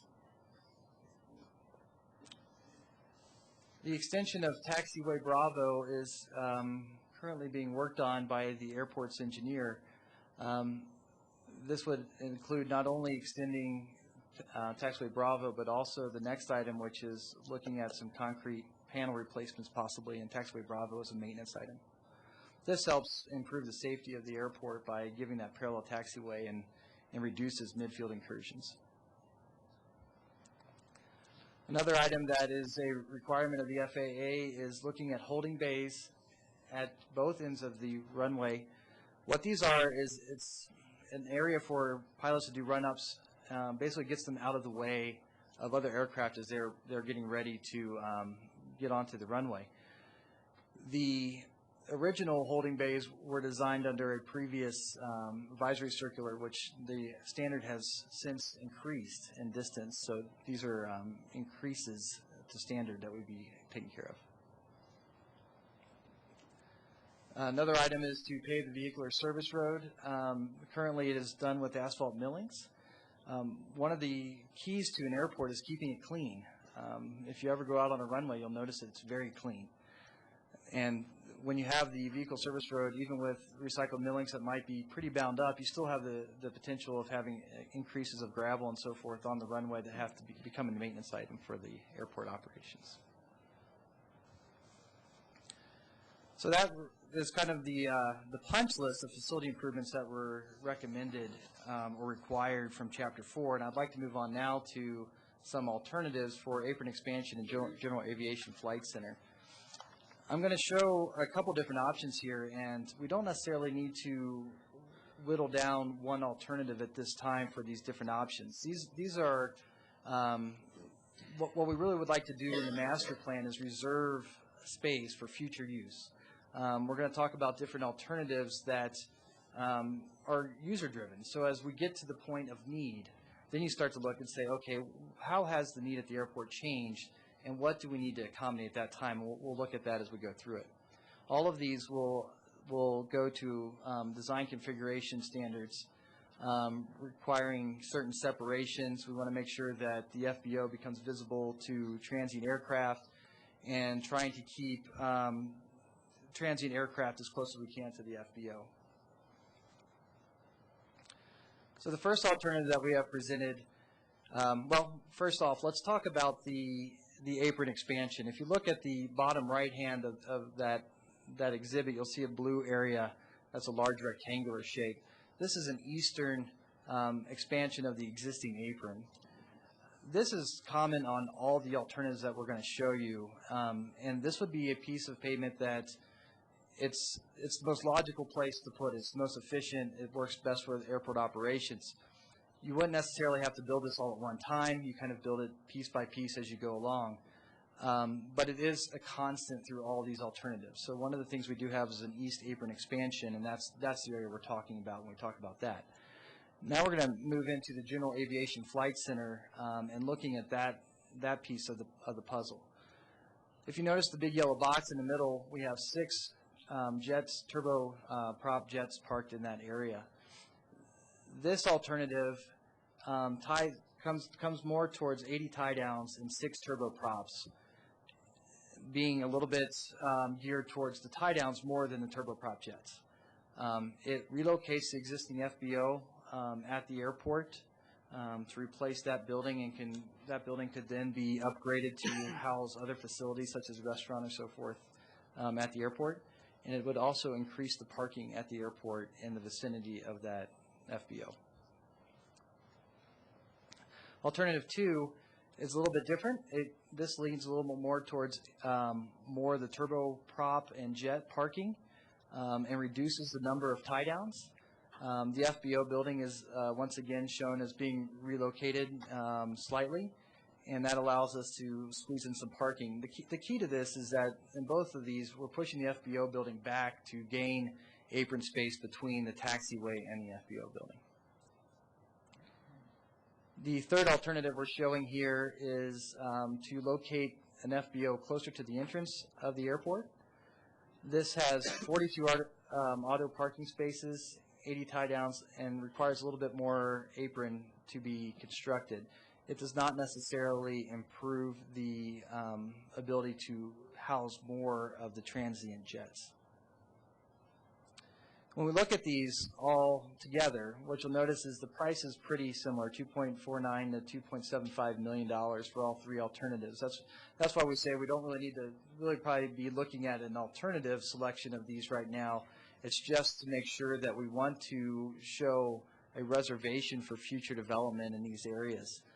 They all provide similar square yardage of additional apron space and accommodate the same goals.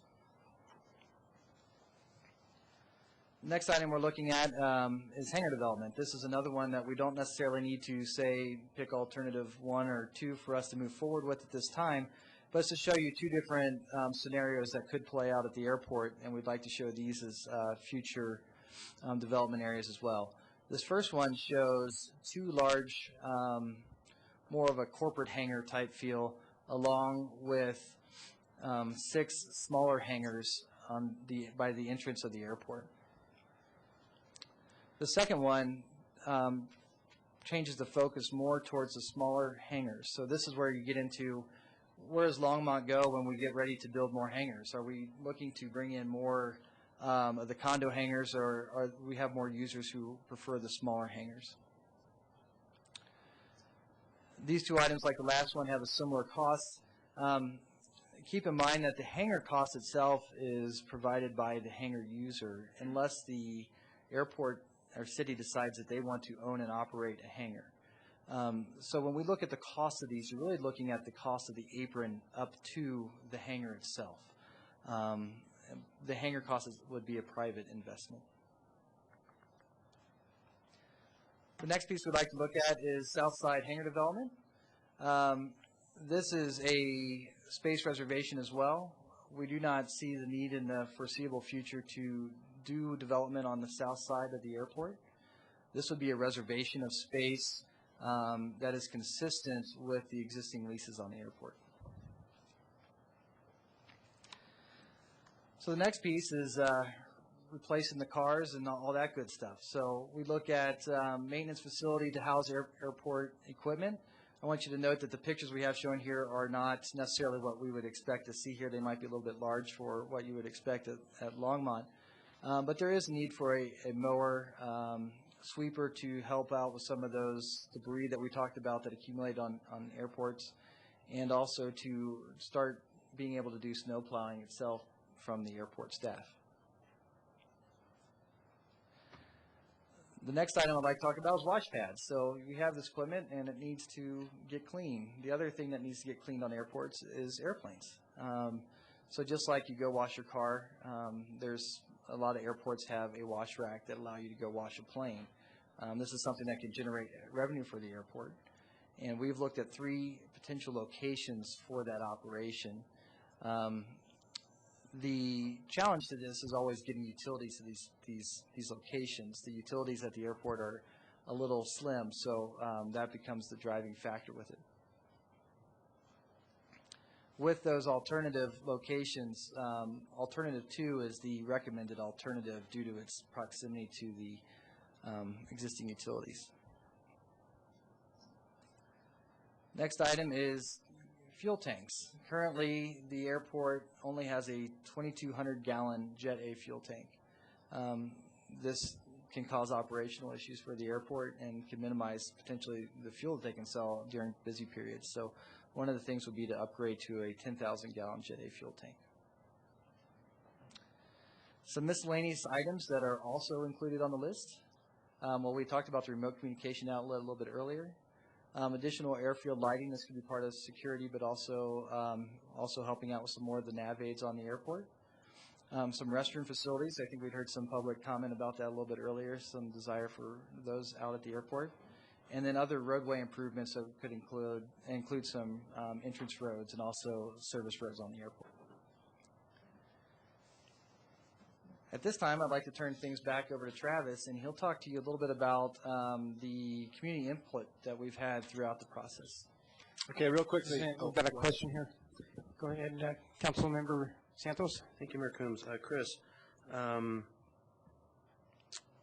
the mower, the snow removal, and there's one other, can't remember. We have we have vehicles in our fleet that do that. Do they have to be specialized vehicles for the runway, or can we potentially, use some of our existing equipment From the city. Correct. Currently, Tim, correct me if I'm wrong, but the airport currently uses city trucks to do this work as is. Mayor Coombs, Councilmember Santos, the city has a fleet of maintenance vehicles, snowplows, and et cetera, that would be fine for airport use. Maybe we look at maybe a rotation when streets gets new snowplows. Maybe one that would be up on the auction block could. Well, and that's what I'm thinking. Could move over, and if it's a blade adjustment, putting a rubber blade on it, it's certainly a minor modification. So. And that's what I'm thinking. There's opportunities there. Something, if we're replacing something, perhaps the airport buys, I don't know, however we sell them, it gets moved over to the airport facility. Correct. And then also just along those lines of maintenance equipment for the airport, the State Division of Aeronautics really helps out the smaller airports in the state through surplus equipment at DIA. DIA gets a lot of new, nice equipment every year, and they make their used equipment available to the smaller airports at a deeply discounted, and it is grant eligible from the state that they would help purchase it. Okay, thank you. Councilmember Levison. I have a couple of questions. First of all, can you define what the FBO does? It's, you're describing it as a building, but it's, fixed base operation. Maybe a lot of us don't understand if that's would be housing the building that would house a building business such as repairing of an engine or a blown tire or a battery pack that needs to go for a navigation system, or is it actually offices? The FBO at the airport does a lot of those functions that you talk about. It is a company that's out at the airport that helps with the facilities that are there. It's kind of like the gas station at the airport. They can sell fuel, they do maintenance. It gives pilots a place to come in and look at flight plans, some of those types of things as well. So all those things you mentioned, yes, those are things that occur there. Whether they happen inside the building itself right now is more of an office-type building, with some of those facilities happening at other locations. So is the new vision for the FBO to bring all those under one roof? When you're looking at the kind of the little square on the map there. Mm-hmm. No, it would not be. I think what you're saying is a place where someone could pull an airplane into a hangar that's attached, that they could get work done on it right at that one place and do that work. No, that's not what would be anticipated at this airport. And then when you were looking at the facility, did you also note the close proximity to the city's fleet maintenance building? Where in our last CIP we voted on, we're going to transfer our fleet maintenance into basically across the road facility. So when you're looking at having the ability to do the wash bays and such like that, wouldn't you want to take advantage of something that was right next door the city already owned, as opposed to putting that on for investing in that infrastructure to build right away, when it seems like there might be other priorities that are more everyday use? Mayor Coombs, Councilmember Levinson, having a little more familiarity with how that works if fleet maintenance moves next door, we'd have a difficult time getting the aircraft over to Public Works to wash it than we would if we had our own wash bay right on the airport, especially because we've got the 9-watt ditch right behind us. Typically, airports that have wash bays, they have them on the airport. They're usually located next to an FBO. Similar like a car wash, you go throw some quarters in, you can spray down your aircraft. We could take advantage of the utility hookups, I'm sure, which would be a shorter run, but we'd actually want the wash pad on the airport I itself. was thinking not just for the airplanes, but for any of the maintenance equipment, wouldn't it be easier to just drive it, short down and maintain it over there, maybe if there's, when you're looking at phasing, I'm thinking. Absolutely, yeah. We would take advantage of any maintenance vehicle that we had and use our own city facilities for that type of operation. Great, thanks. Councilmember Witt? One problem I see with that is huge liability with taking private airplanes onto city, something that is not owned by the airport. I'm just guessing. So that would be a reason to keep it on the airport. Also, Chris, FBO, would that also include office for the airport manager? Or is that something separate?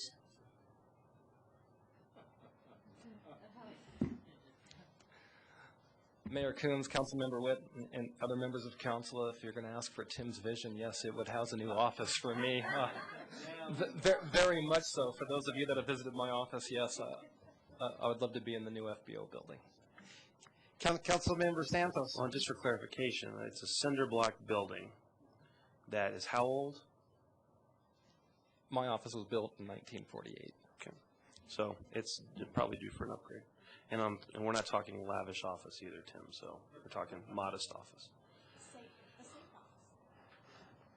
All right. Okay, there's no more speakers in the queue. Okay, I will wrap it up, go briefly through the public process, and I have to commend this community. This community is passionate about community involvement, probably more so than any place that I've ever been. So just as a run-through of that, this information has been consistently available on the website, through social media, including Twitter, Facebook, and press releases. There was a tenant meeting that kicked off the process back in January, pilot meeting in February, and then a number of surveys were sent out to local aircraft owners and pilots, which we received 84 responses on, airport business tenants, corporate business aircraft users, and the Longmont area businesses, as well as open houses. We've had 2 open houses so far. Going back to the surveys, we had some common themes that came back from those respondents. The common themes were the airport is an essential for the city's economic development. The desired facility improvements were the runway extension, dedicated snow removal and de-icing facilities at the airport, an improved instrument approach to the airport, and a year-round restaurant. The first community open house was held September the 29th. We had a total of 95 attendees. Basic concerns heard were mile-high skydiving operations as a common theme, increased aircraft traffic if the runway were extended would be a potential, and many appreciated the open house and the outreach efforts from the airport.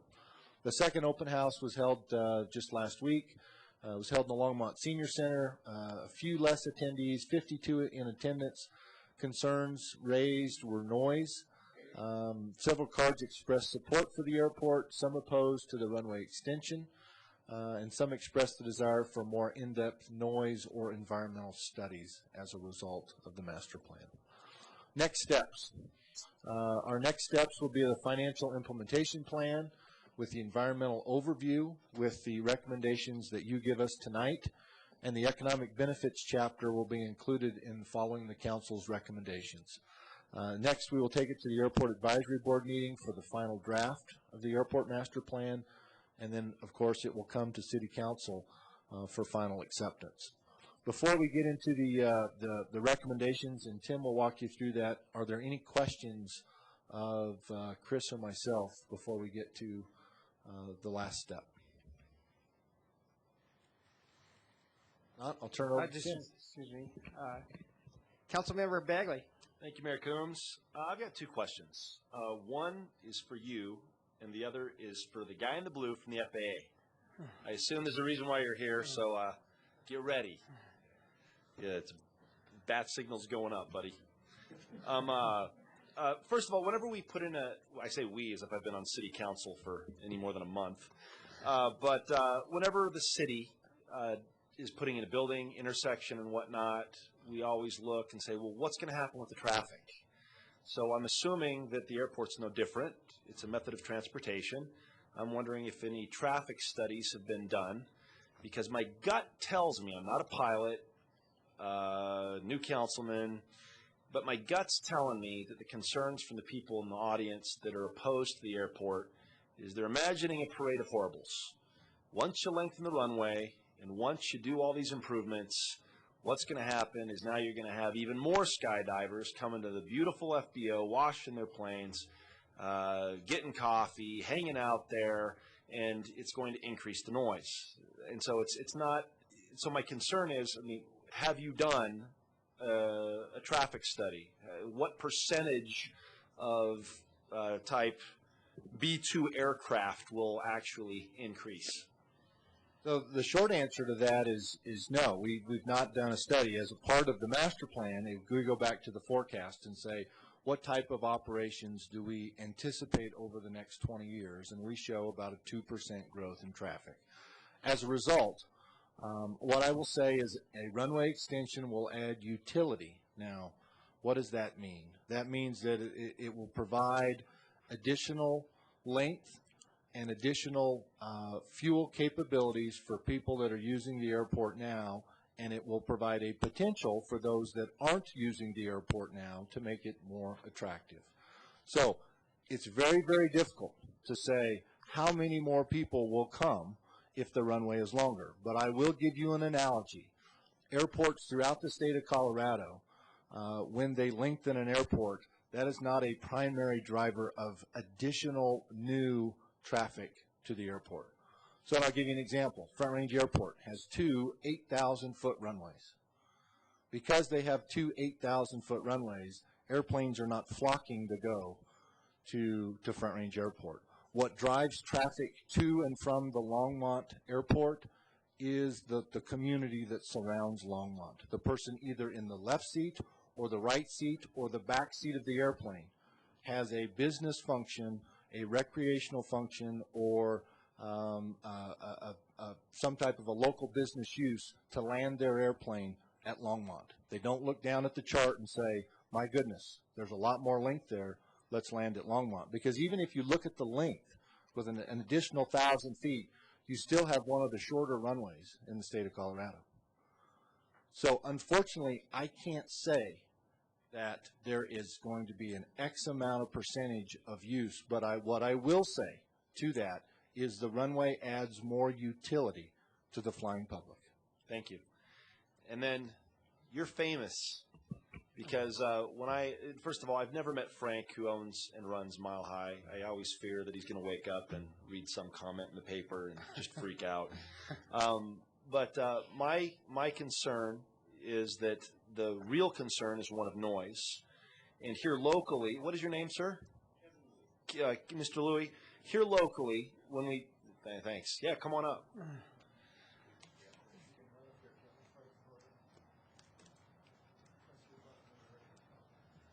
So when we talk to people about airport expansion and inevitably noise comes in, and apparently we have some skydivers here in town, and good for them. It sounds like a fun activity.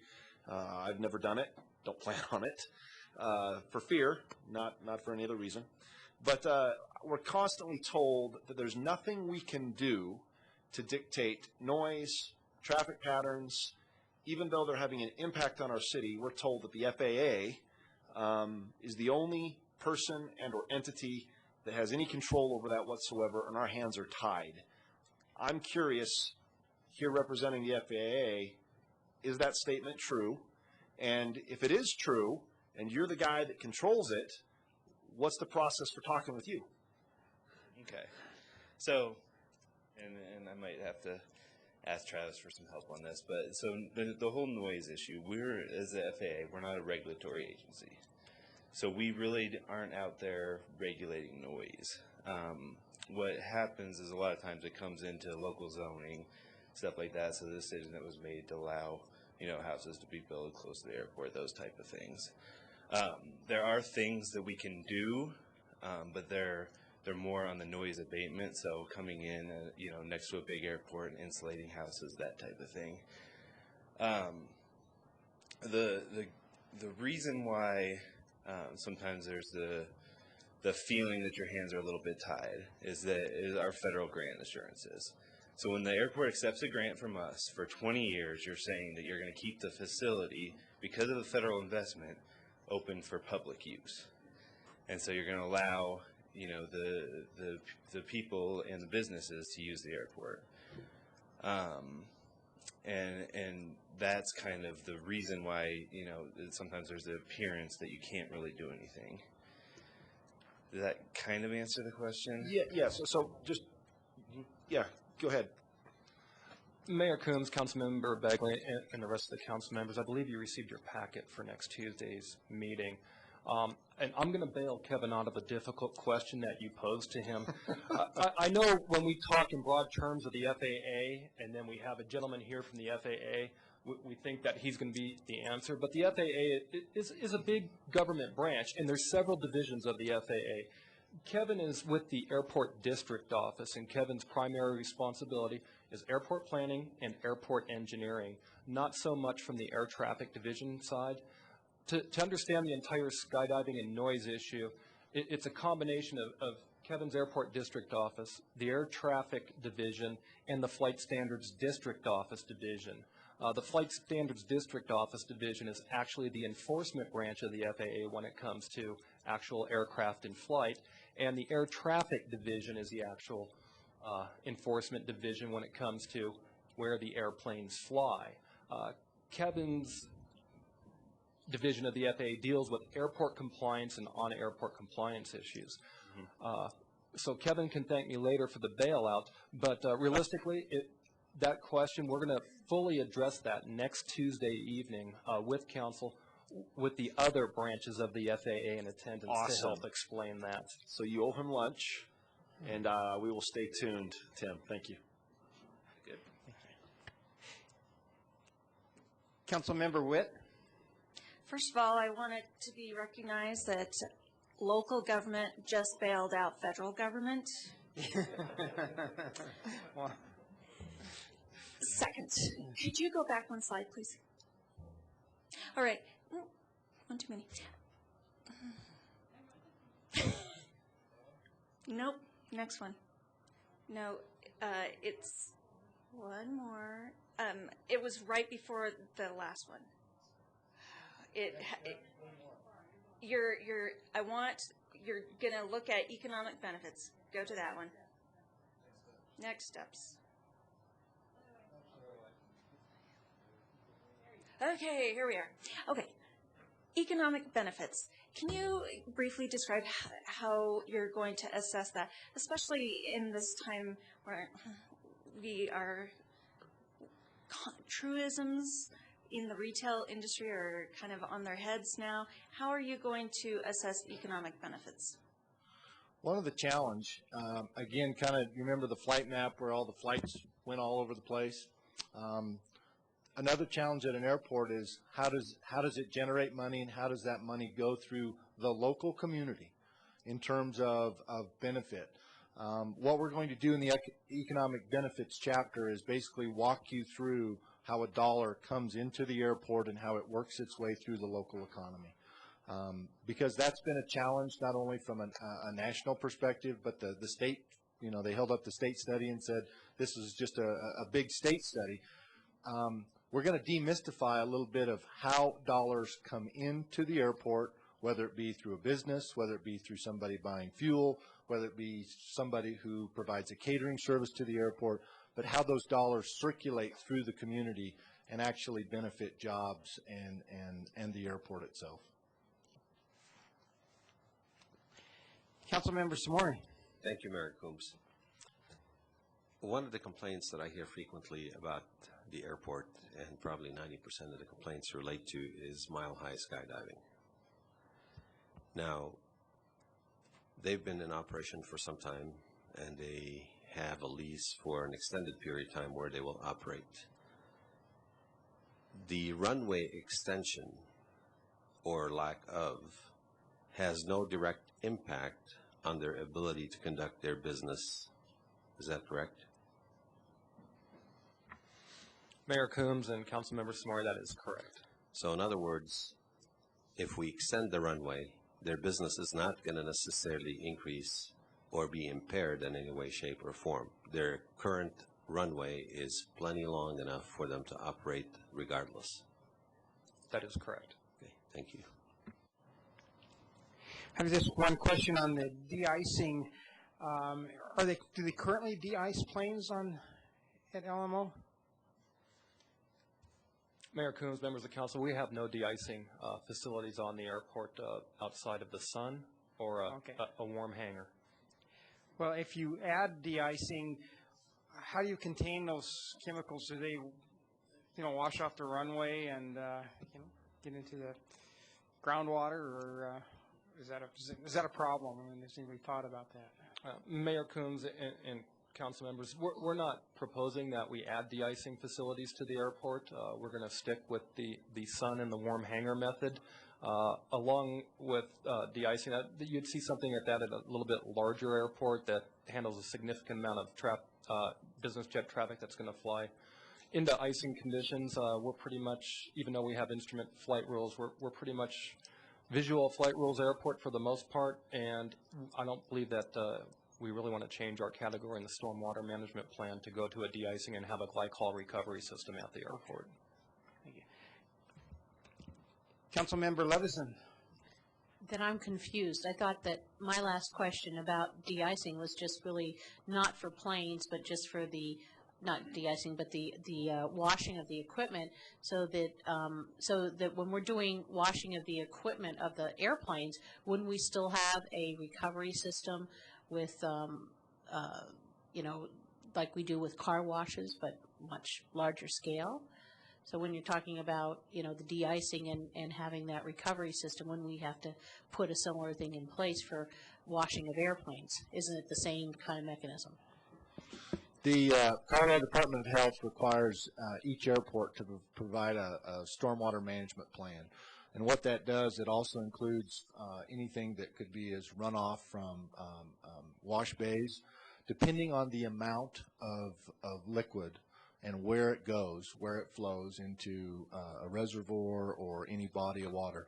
That plan will have to be supplied to the Department of Health, and it would have to be approved in order for any washing facilities. Most GA airports, when you think of a washing facility, it is a very small type operation. And typically, I'll give you an example, Front Range Airport. So they have a wash rack system today, and that flows into their swamp management plan. And so each year they have to go out and amend that plan to make sure that they're not putting any decontaminants into the system. Many times the contaminations are just contained and evaporated. So we would have to look at that. That's part of the planning. That would be part of the design of a wash rack to be included as well. Thank you. Councilmember Bagley. Thank you, Mayor Coombs. This is a question I'm not sure for you or Tim, city manager perhaps, but there were some comments earlier about over the years how the airport's expanded, and there was some implication, the map, that how the area around it has expanded. And when I've talked to people in here tonight, there's been this phrase of we're breaking a promise somehow.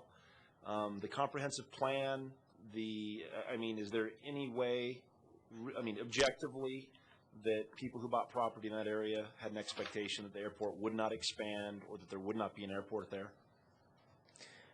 Mayor, Council, in my tenure here, about 18 years, there has not been any type of implied promise. In fact, the very opposite. As the subdivisions were approved, they each had to have a note to the plat that indicated that the individuals buying the property knew that they were in an airport influence zone. And since I've been here, those plats, I believe, have all had that type of notation, which would clearly be indicating to anybody that's looking to buy in one of those subdivisions that they are recognizing they're in an airport influence zone. Now, that's in the plat. Doesn't mean that everybody read it, but that's So they have notice. All right, thank you. Mayor Pro Tem Santos. Thank you, Mayor Coombs. Travis and Tim. The current classification of LMO is what? Airport Reference Code of B2. Okay. And if we take the recommendations from the Airport Advisory Board, the classifications, should this all be built in some future date, classification of LMO at that time? Airport Reference Code of B2. Thank you.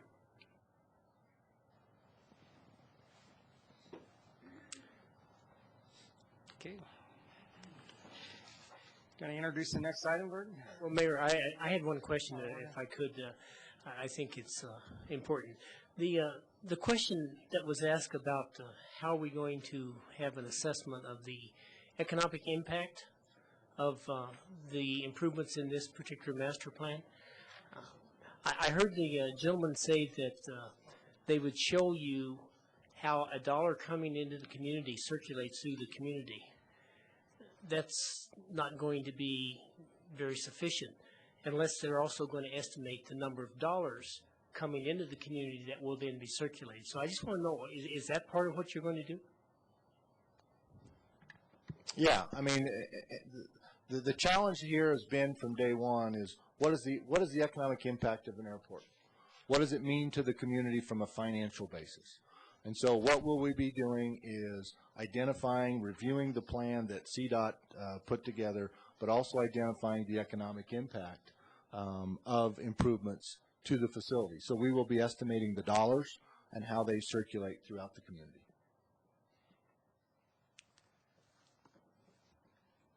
Okay, I guess it's my understanding now we have to give you some direction. We have to vote on one of these options.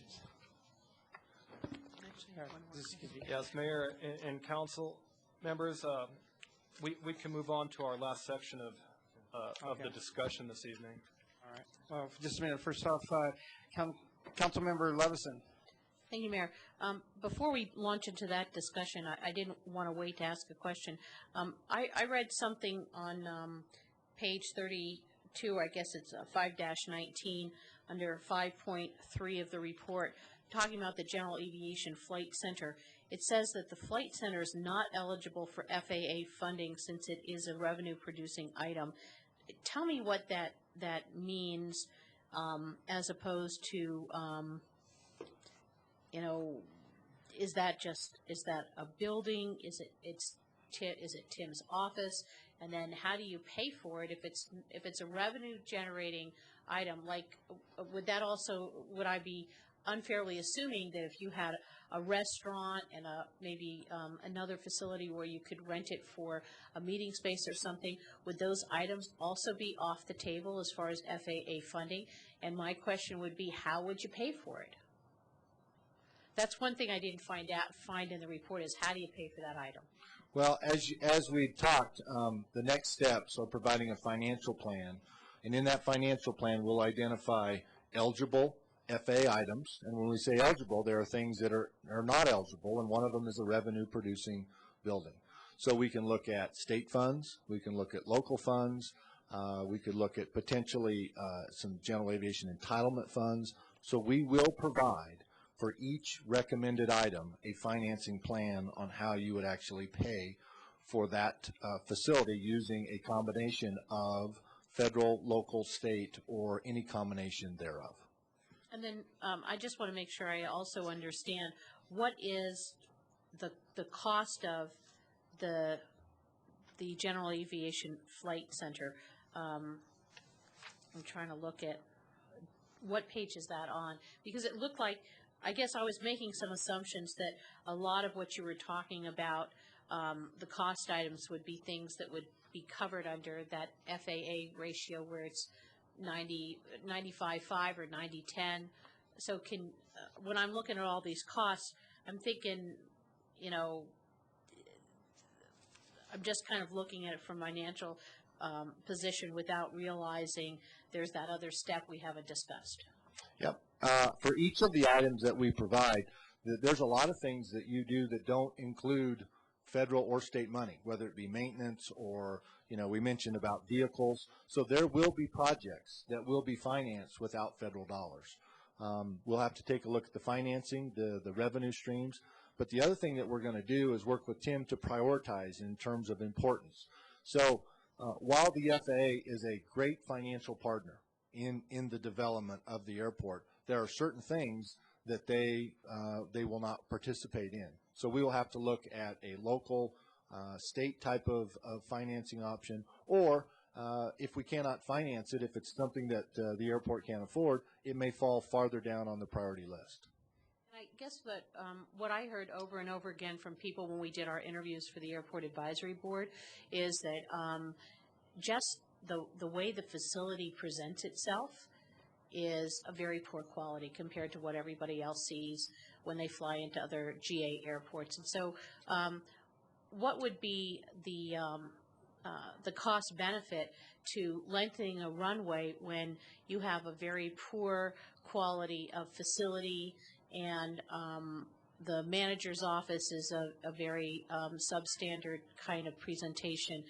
That's not an offense to you, Tim. I know you've been living there all these years, you know, 40 hours a week, but I've been out there and I've seen it. And just with knowing some of these additional costs, which seem to be like the first priority item, some of what you presented to us really seem to be the first priority items that are obvious. The safety, some of the operational things, certainly the restrooms, utilities, some of the maybe the environmental things, and the kind of without doing, you know, kind of the facelift stuff that will actually maybe bring more interest into the airport than lengthening the runway. So it's not really, to me, is it a chicken and egg situation, or are there things where you're already going to get some return on investment? And if you lengthen the runway, are people going to continue to be disappointed, even though you might be able to buy more fuel? If there's nothing really to stop for in Longmont with the facilities being poor still, does that really bias any goodwill with people wanting to stop in Longmont? Councilman Levelson, what I'll say to that is I'll still go back to the comment that I made is when people land at Longmont, there's a business or a recreational function. It's kind of like saying, let's go spend a night in a Super 8 because it's a really neat hotel. That's not why they're coming to Longmont to use the facilities, because they've got, you know, it's community pride. Those types of things will have to be done locally. The FAA is not going to help you dress up the airport or improve the appearance of the airport. They're going to be more concerned with the safety and the navigational aids and those types of things. However, along with the master plan, this is an opportunity to look at, and we talked about fencing for security. There are a lot of airports that actually add they enhance the look of the airport with the fence. So there's a number of things that you can do. But again, you're not going to miss out on traffic because you don't have a restaurant or you don't have a really pretty front door. But those are things that locally you could address. Councilmember Samori. And Mayor Kim, I want to just trail in on Travis's answer to that. Outside of the master plan, there are other things that we will have in our capital improvement program as it moves forward that will address the aesthetics. And I think we've done a pretty good job in the last 5 years. We've worked with the Art in Public Places program. Airport Road was widened from 2-lane to 4-lane, and now we have the end of the trail now with the underpass at the airport. Sitting in some of the staff meetings that I have, we're talking about the CIP that'll be coming up after the first of the year. There may be some improvements that are made along there and some joint utilization of the front area of the airport, which can certainly be spruced up. And then we also showed you a picture of all the hangar facilities on the airport. All of that is private investment, and there's opportunities to invest in the airport by private people. And we've got successful businesses out there. So we're starting to see that change now, and I think that will only continue in a positive direction. Councilmember Samori. Thank you, Mayor Coombs. I'm going to ask Gordon to come back.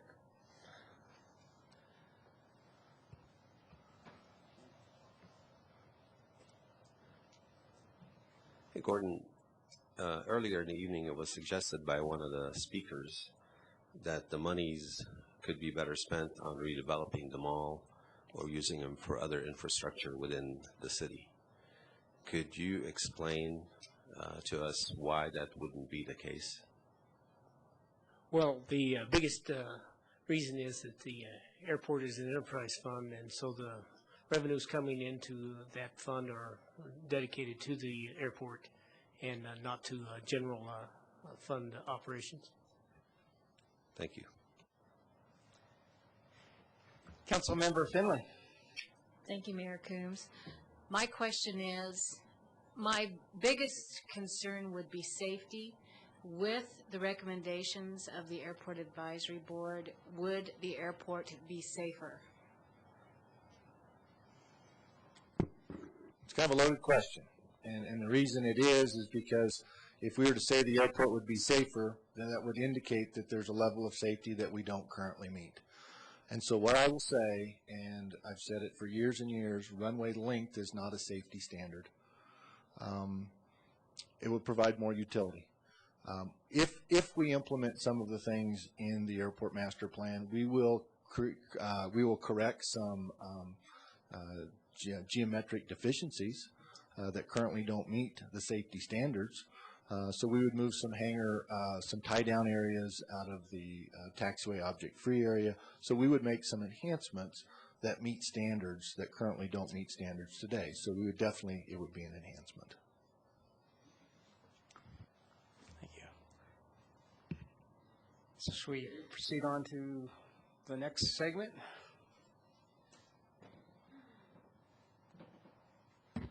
Okay, Mayor, members of council, I'm going to refer back to the council communication. We've listed 9 items for consideration this evening that we'd like to receive some formal direction on so that we can continue with the master plan. They are also up on the board.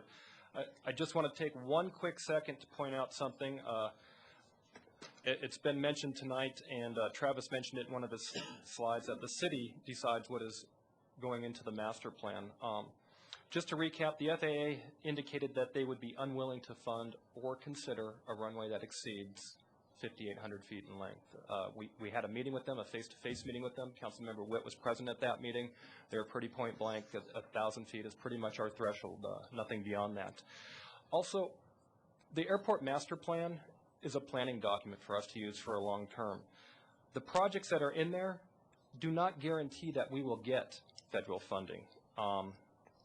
And lastly, the FAA, they can't promise funding. I think some of the council members may recall from earlier this year we had a little funding fiasco taking place in Washington with AIP funding. And the FAA looked into their crystal ball, and they figured that there's about $3 billion in authorizations over the next 5 years. And I just want to make sure that when I throw that big number out there, $3 billion, that doesn't mean $3 billion just for airports.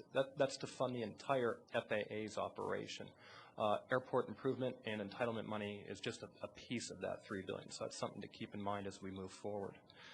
Now, as we do move forward, we do have 9 items for consideration this evening. This is your meeting. I'm not going to tell you how to run it, but if you want, we could probably tackle number 1 first, and as we move down, you can certainly group items 2, 3, and 4 together, or you can do 1 through 9 in one motion. However the council desires to proceed this evening, we can tackle them.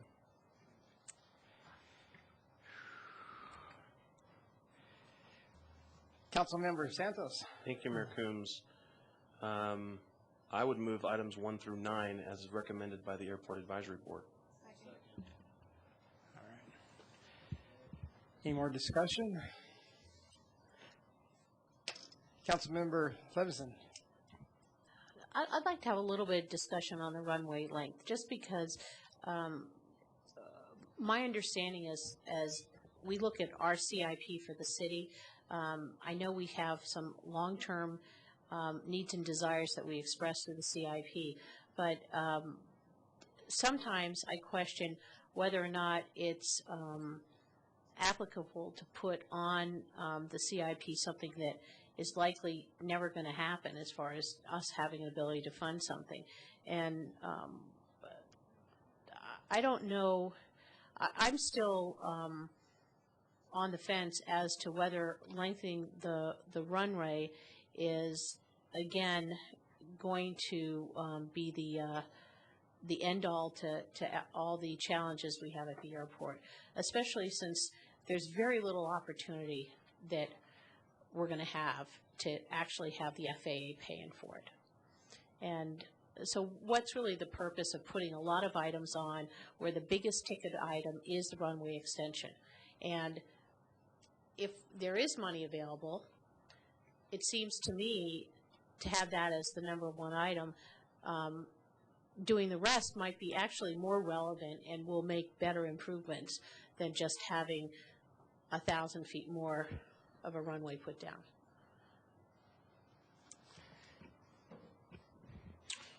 What I will say is the master plan is the process in which you start to move the needs or the requirements of a community from your plate to consideration to the FAA's.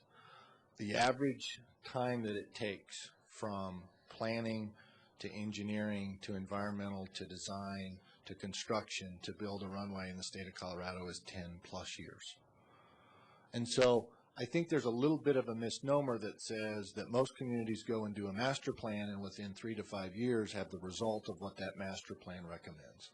It is a long-going planning process, not only for the city, but also for the planning partners at the FAA. So I think the input that was received from the city, from the FAA, was very honest. And that input was, today, we do not have funding identified in the 10-year planning period for this project. But what I will say is to even be considered, it has to be in the planning document. So we talk a lot about chicken and egg. Just recently completed an extension of the airport in Aspen. And you think this is controversial. That took 10 years through the process. So I guess my response to the question is the expectation from the city council and the citizens should not be to do a master plan, identify, and then within a short planning period have bulldozers, construction, and pavement being put down at the airport. It is a planning and forecasting document. Does that raise people's expectation that there's something that's going to happen? Yes, it does. And that's why in the response letter from the FAA, they will stay, and we've been very forthright and honest that this does not, tie the FAA to funding. But it has to be considered, it has to be on an approved master plan. So does it mean the FAA will support it? No. If you want it to be considered in all the other needs of all the other master plans of all the other communities, it has to come forward on the airport layout plan and the airport document. So that's kind of just the truth on how the process works. Because if we did a master plan and only put in there the only thing that we thought we could fund in 10 years, master planning processes would be very, very short. All we'd have to do is go to the FAA and say, well, what do you got for the next 7 years? We'll put it in the master plan, we'll give it back to you, and we'll be done. The other thing that I would like to remind the council is this is a planning document. Doesn't mean that you have to, even if you put it in the planning document, does not mean that you have to accept federal funds if offered. That's happened many times throughout the careers of many folks as well. And I just would like to know whether or not, I mean, some of the influence with extending the runway also is whether or not it's going to change some flight patterns. And I feel uncomfortable, and maybe that's my discomfort is because we haven't gotten to that next step that you're going to go ahead and do in January, that other punch list of assessments and economic development. And maybe that's why I have a discomfort for voting on 1 through 9 in one fell swoop without getting some of that other information so that I have a position with the public that I can say, well, look, there's these other considerations with an extension of a runway to 1,000 feet that have been demonstrated. Without having that evidence, it seems a little shaky to me whether or not we're really going to be making, I don't want to use the word progress necessarily, but we're going to be making a prudent overall decision for the community. Well, okay, go ahead. You can go ahead. Sorry, go ahead and answer that question. What I will remind the council is you're giving us direction to proceed to the next steps. This is not your final decision on approval of the master plan. You're giving us direction, guided direction, to move forward and do more analysis on the alternative. So that additional information that you're wondering about will be provided to you before final adoption of the master plan. Thank you. Yeah, that's what I was going to be asking. If we didn't do this, then you couldn't do your next step, and we couldn't get the whole story, because we're not really approving the entire master plan. We're just giving you authorization to go forward with. So with that said, Councilmember Witt. Thank you, Mayor Coombs. When we are dealing with things that are so expensive, Councilmember Levison, you of all people know how much time it takes to get things underway, and your time spent on planning and zoning. What you have to do is, if you have had a 2-year-old who's learning how to catch a ball, you don't throw the ball to them until they put their hands out saying they're ready to catch the ball. And by putting this into our master plan, what it is us saying we're ready to catch the ball, not that you're going to get it right away. And I do agree with you that there are things that we have facing us that are probably higher priority as far as refurbishing and taking care of our airport. That we're not going to put everything else off until this comes through. So I think that all we're saying is that we're going to get the ball rolling. We're putting our hands out, saying that we are going to be ready when you throw us the ball. It might not be for 10 years, but we're saying it's in our master plan. We have streets that have been on our comprehensive plan for years, and we haven't built them. That doesn't mean that they shouldn't be there. It just means we don't have the money to do it right now. It means that there's not the need right now, but they're still there.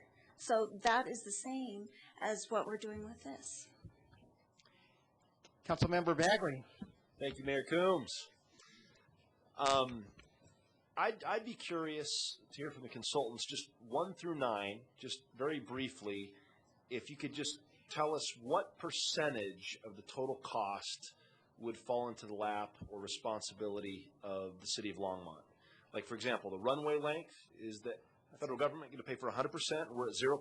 But so just I'd like a percentage, 1 through 9, rough sketch of what Longmont has to come up with. Is that possible? It's possible. A runway extension is AIP eligible. It's also eligible for state grants. So the best that you can do is 95% from the feds, 2.5% from the state. Local government would be responsible for 2.5%. It's AIP eligible. Number 2, airport security and safety enhancements. Again, it's AIP eligible. Security fences or wildlife fences, 95% from the feds, 2.5% from local government, 2.5% from the state. Now, these guys over here may be going like this. I don't think that they are. But again, I'm saying eligible. There's a difference between eligible and fundable. The difference is eligible means they funded it. Fundable means that it's the highest priority that they're going to fund in a particular year. So let's caveat that. General Aviation Flight Center and parking facilities, again, if it's a revenue generated type facility, it is non-AIP eligible. Is there some eligibility from the state? I believe there is some. He kind of went like that. Just to give you a frame of reference, right now the state of Colorado has a maximum grant amount of $400,000 per year. That doesn't mean you're entitled to it. It means you're eligible to compete up to $400,000. So again, Parking facilities typically, and just a rule of thumb, these guys over here with the feds and the state, the closer you are to the center line of the runway, the more they like it. Then you move out. So if you start to get out into the auto parking, and if you start to get a long ways away, they don't like it as much because the public doesn't get the benefit from those facilities. Aircraft parking apron, absolutely. AIP eligible, 95%, local government 2.5%, state 2.5%. Hangar development and utility extension, that's where you're going to look at private investment. The feds and the state don't build hangars for people to put their airplanes in. Airport maintenance facilities and related equipment, absolutely. Typically not as high priority for the FAA, but every year Longmont gets $150,000 of FAA entitlement funds. Those dollars can be directed at the airport directors or the city's direction. A lot of airports use those types of dollars for those types of equipment. Aircraft equipment wash bays, AIP eligible, probably not. State, yeah, probably. It's kind of out on the fringe, not the high priority. Local government would probably have to do a majority of that. Fuel storage, FAA, typically not. You can use your GA entitlement of 150. State, yes. Local, yes. And the miscellaneous items, like the remote communications outlet, the state will help with that. So from a real off the cuff, there you have it. Perfect, thank you. Yeah, thanks. That's what I wanted to know. Okay, it doesn't look like there's any more questions. We've had a motion and a second. Shall we vote?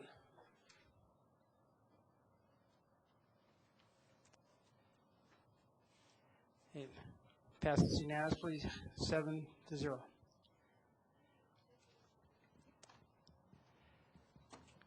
And Gordon, will you introduce the next study item? Thank you very much, Tim, and for all your support from everybody that presented tonight.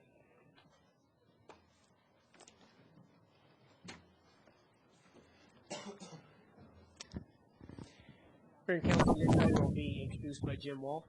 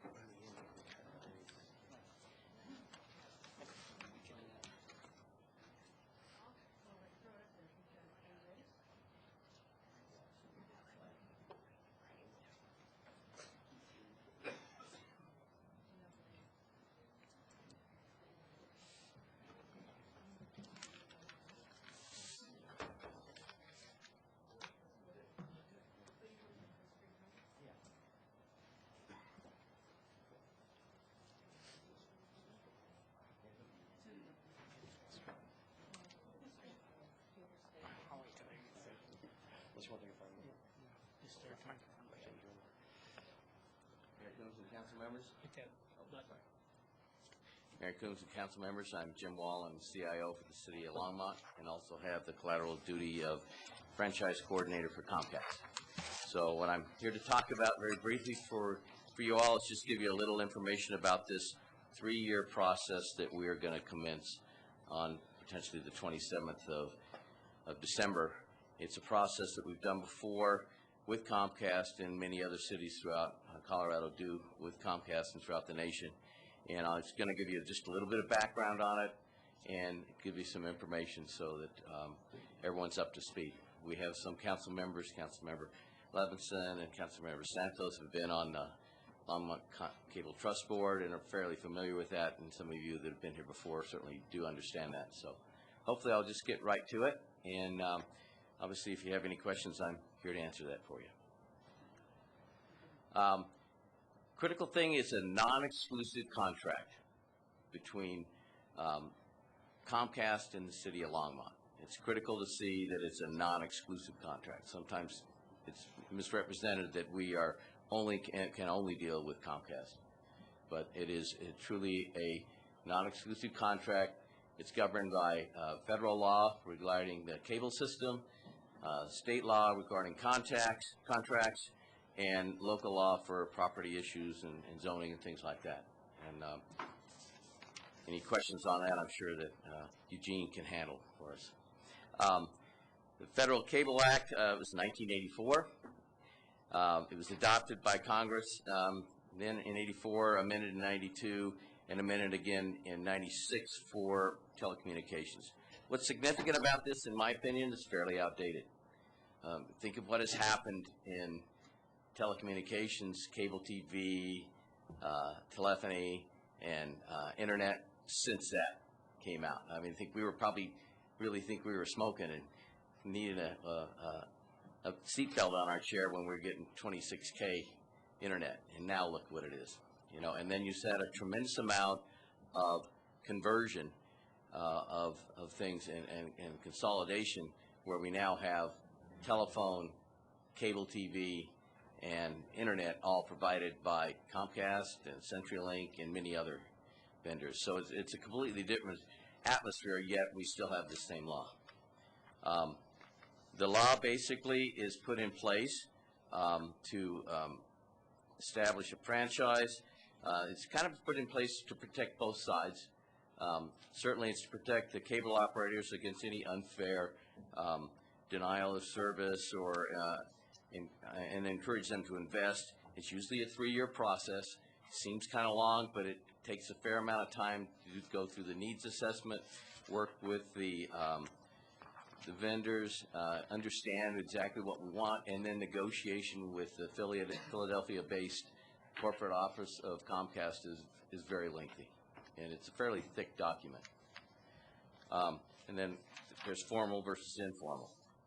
The main issues are some technical issues, like the number of video programming services provided, extension of service. There's some issues around making sure that certain areas aren't excluded for financial reasons and stuff like that. There's some public educational and government funding, certainly our Channel 8 and 14 and 16, and some of the services that our schools and the city of Longmont use, certainly that Channel 8 provides, and some capital support. Another thing involved in it used to be the institutional network, because the cable TV, since they had done all that wiring, kind of was helping us out with the institutional network, the one that's used by St. Vrain's school systems and us. That's really been obsolete now. It was all copper. It was all using almost antique switches that Comcast wasn't that thrilled about trying to maintain, and we weren't that thrilled about the quality of the feeds we had from school areas. And it went through a combination of effort of St. Vrain's school systems, the city of Longmont, and Comcast. We are now basically fiber channel on everything. It's fiber to the admin building. It's fiber to Vance Brand and a number of areas where they are, and of course the whole school system has their own fiber, and we've connected to them, and it's also connected through Channel 8 and all the way into Comcast. So that's all fiber now. That happened in the last year. So that's it. So then the other issues of the franchise are the customer service, some of the FCC standards for telephone responsiveness, average speed of answer, those kind of things, busy signal levels, how fast they're installing, and those kind of issues. So that we cover that. We have some additional standards, but that's the bulk of it. Some of the conditions of street use, general right-of-ways, permitting, relocation, or restoration, tree trimming, aerial versus underground, and safety. Those are kind of the main areas of the agreement, and those are things that certainly we use a lot of Public Works and Natural Resources input on some of that information and what we want to do there as well, and also our economic development departments as well. Compensation, that's another area we have. We have up to about 5% of our annual gross revenues from Comcast, from their cable TV only, from provision goes to this, and A PEG fee that generally averages between 25 cents to 75 cents, and that varies per city. Ours is, and a PEG fee, I'm going to get to that. PEG fee is basically the amount that we have that is, it's like I say, 25 to 75% on every single bill that's set aside to go to the Longmont channel for only the purpose of buying equipment. It's not for operating expense, and it's only for helping them buy the HD cameras and some of the equipment they have on their head ends and stuff like that. So that's what the PEG fee element of that is for. And then again, the public, educational, and government. The other thing they have is they have about $775,000 is the gross revenue they get to the city for the use of our right-of-ways, our lights, the overheads, and all that sort of thing. And then about $195,000 goes directly to the Longmont Channel or Channel 8 for their operating expenses. And like I say, the PEG fee turns out to be about $138,000.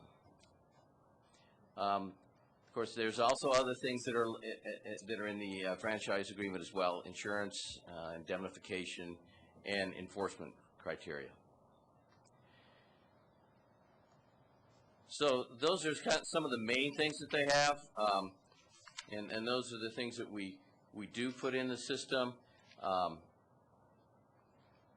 Some other areas, then what's not in the franchise, that's usually the specific programming requirements. We do not legislate anything or have any power based on that act to limit or encourage or do anything specifically related to, oh, I want to have the CNN channel, or we want to have this in one of their basic mixes and stuff like that. That's a marketing and a business decision that's left to the enterprise. So we don't have influence over that. We do, again, have influence over the PEG fees that are charged, or we attempt to negotiate that, but that particular fee is only used for hardware and systems, but not at all for operating expenses. And the other thing is a common misconception. We have nothing to do in this act related to the other elements that Comcast is involved in, certainly not the high-speed internet, nor anything related to the telephone service that they provide. Only purely cable, because that's when the law was built, and that's all they did at that time. So that's, again, where the law is a little bit outdated, in my opinion. So just a little bit of history. Right about in 2006, we were due to have our 5-year we had gone through our period. We started through our period of negotiation, and later 2006, I think we were getting to the point now where we were working with Comcast, just about ready to had gone through some of the preliminary needs assessment. We had done some surveys, and what we found from those surveys is a lot of our citizens were kind of disappointed in that kind of Longmont was left behind a little bit by Comcast. If you all remember, they had we didn't have fiber to their main office. We only had 14 HD channels, and so when we were doing the needs assessment, people were saying, well, that's one of the needs. They're really not investing in Longmont. What can we do about that? So we got some verbal commitments from Comcast, but when we asked them to sign on an agreement that would guarantee that they would invest in Longmont, they weren't ready to sign that. Well, at that point, we weren't ready for them to sign it either, and so we, I think, judiciously decided to say, well, let's go ahead and extend it until you actually prove that you're going to invest in Longmont like you said you were. So basically, we did kind of an unusual thing. We didn't sign an agreement. We just extended our agreement for a 2-year period with the idea that maybe that would force them to actually complete what they said they were going to do. It worked out, and they did invest $6 million in the city, in this area. They got it up to 29 HD channels at that time, and again, that's 2008. Right now, I think they have about 100 that are available here in Longmont, and obviously that same infrastructure was worthwhile for them as well, because they could sell those HD channels, and it also helped us in that some of that same infrastructure helps them provide a faster internet. So that was what was behind that, and that's why we extended it. So then we basically had that set up with them. We had that done, and now we're, and some of the other results we had from the session with them as we took a look at, how are our people using Channel 8, Channel 14, and Channel 16, and I think we'll get more into that. It's going to be a lot more timely, that information, when we do our own surveys, again, with that, but those are the things we did.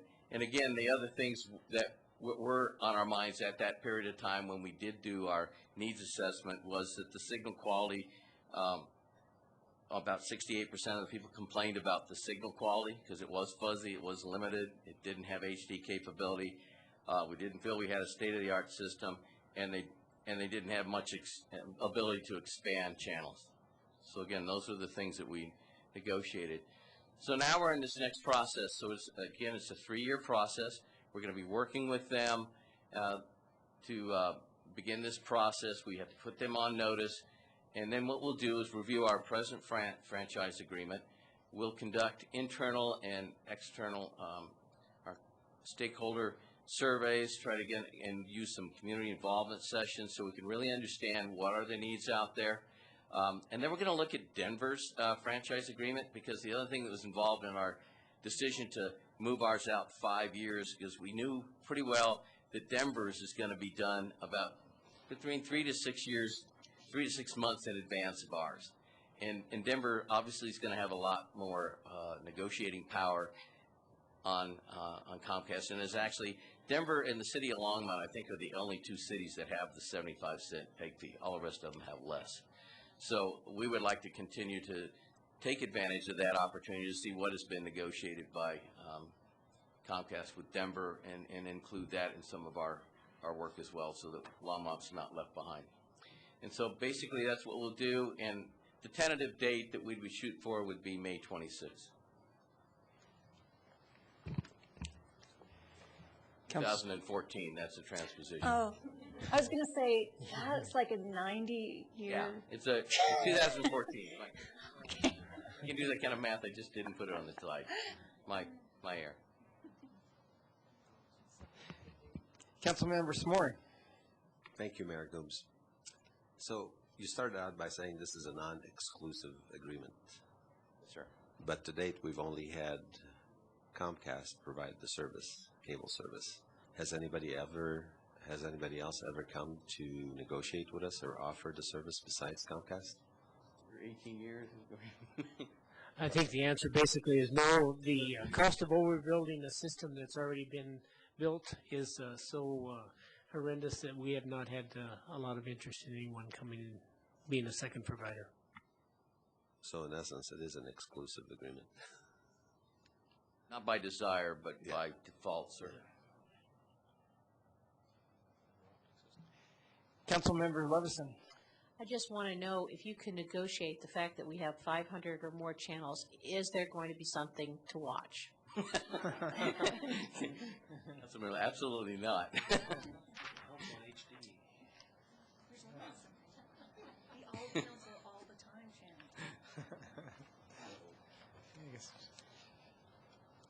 All right, there's no more questions.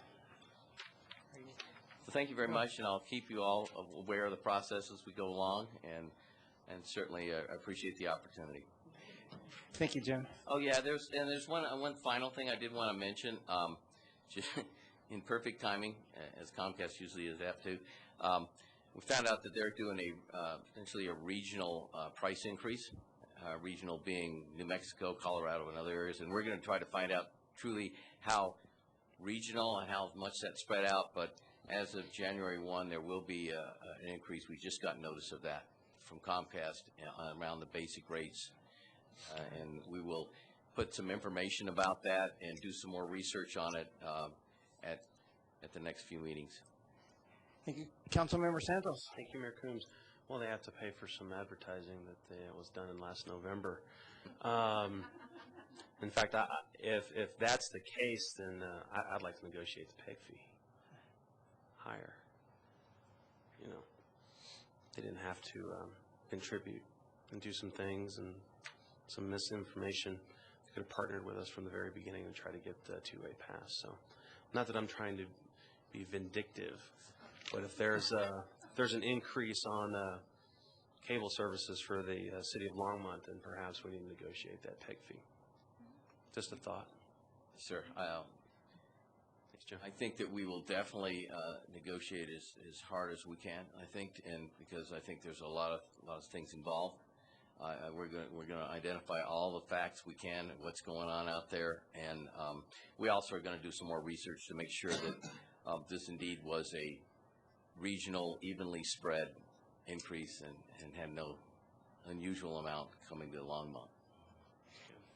Councilmember Samori. Thank you, Mayor Coombs.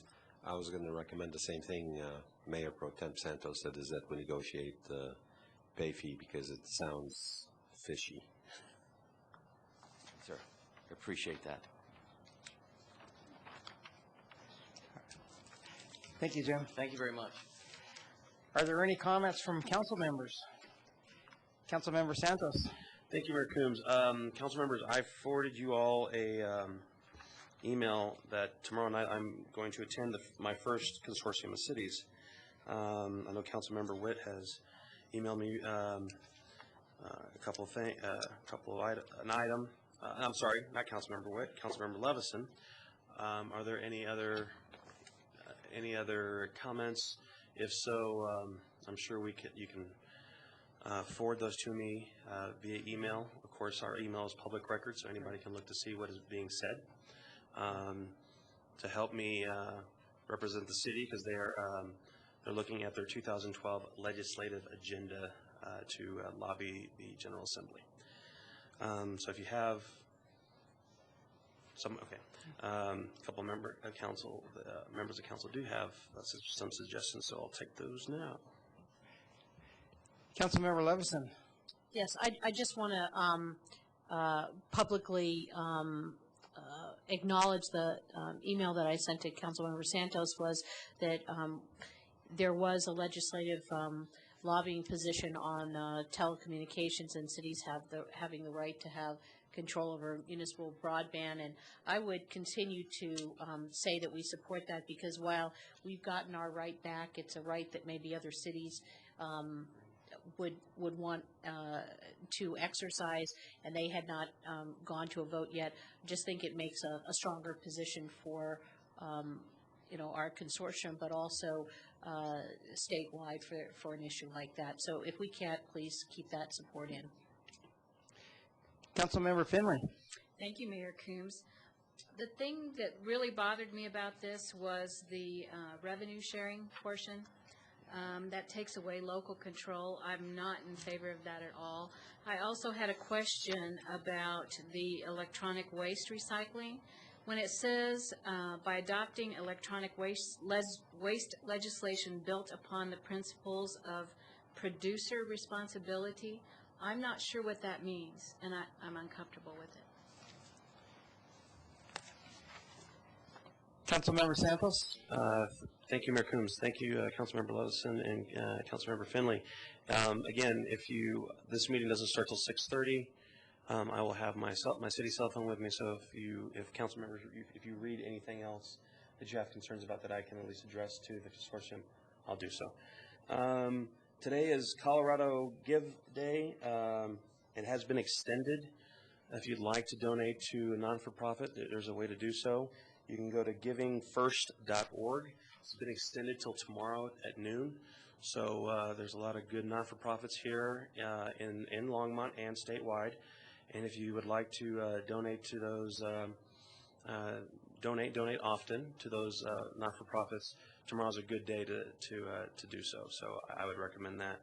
And then lastly, we had our boards and commission interviews the other day, and we were talking, Councilmember Witt, Finley, and Mayor Coombs and I were talking with Veronica Summers regarding the Transportation Board.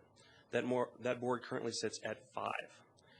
If I remember correctly, several years ago, the board at one time was looking to expand to 7. The chair of the board, again, Veronica Summers, was wholeheartedly agreed that we should look at 7. So I'd like to make a motion to direct staff to bring back an ordinance to change the Transportation Advisory Board from a 5-member board to a 7-member board. And in doing so, I know that Nick has sent out an email to council and to TAB, the Transportation Advisory Board, for comment. We've gotten one comment so far, but this will at least get the ball rolling for first reading. And again, having served as a liaison for that board, there were several meetings where we couldn't make a quorum because members were not able to attend. Enough members were able to attend. You need at least 3. This at least looks at making the board a little larger in case of absence. So, thank you. Councilmember Levison. So I just can't recall. The board is 5 right now. Are there any alternates? So I know with Historic Preservation Commission, they had 5 for a while and then 2 alternates that would be standing in when someone wouldn't show up. And I'm wondering whether or not we want to go, are we going to go to 7? And then if we have no alternates, or would it be better to do 5 and then have 2 alternates? Because then if you've got 7, you still have to have a minimum of 4 people for a quorum. And if they had trouble making 3 as a quorum, having 7, I don't know if that's problematic, and might be a better option to just have 5 and 2, or could we just maybe ask staff to bring back a couple of different options for us to discuss? Councilmember Bagley. Thank you, Mayor Combs. I was going to actually say something and suggest something very similar, which was, would it be a good idea just to add 2 alternates? That way, if they don't show up, we're still at a quorum of 3. We enlarge the candidate pool that we can have participate in the public process, but at the same time, we don't have to worry about negating a quorum in the future. Councilmember Santos. Thank you, Mayor Coombs. Well, looking, and again, this was sent out around 3 o'clock this afternoon, so I don't know how council members were able to see it. But looking at the boards and commissions that we have, there are 6 boards that have 5. None of those, let's see, 2 of those have alternates.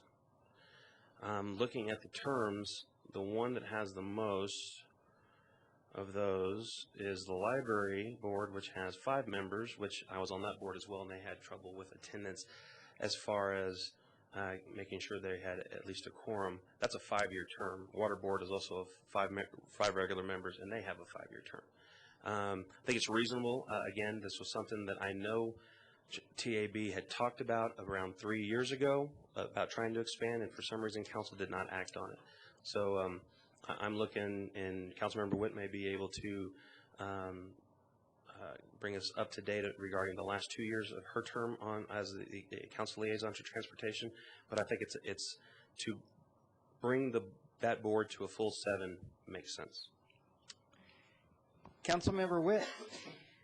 Well, I think that with the issues that are facing the city of Longmont, specifically around transportation, RTD, also First and Main project that's coming up that we're working on, I think that it is a good thing to expand the number of individuals on that board just to carry the workload and be able to, because there are frequent meetings outside of a Transportation Advisory Board meeting that many people, not everybody is able to attend. It would also allow us to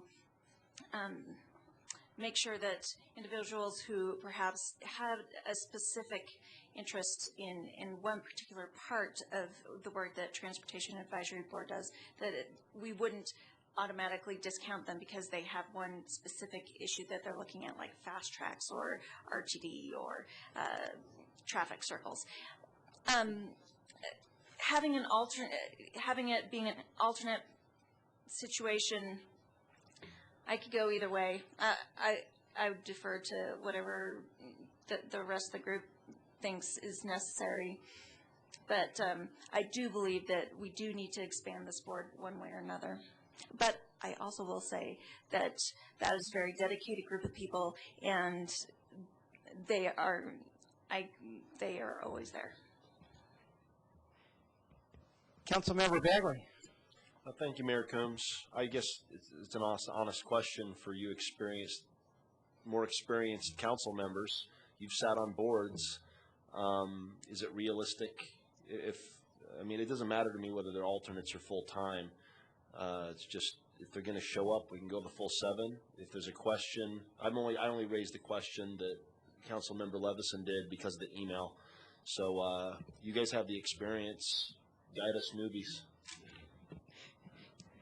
Mayor Pro Tem Santos. Thank you, Mayor Coombs. I don't know about the newbies part, but like with planning and zoning, they have full 7 board, and they have 3 alternates.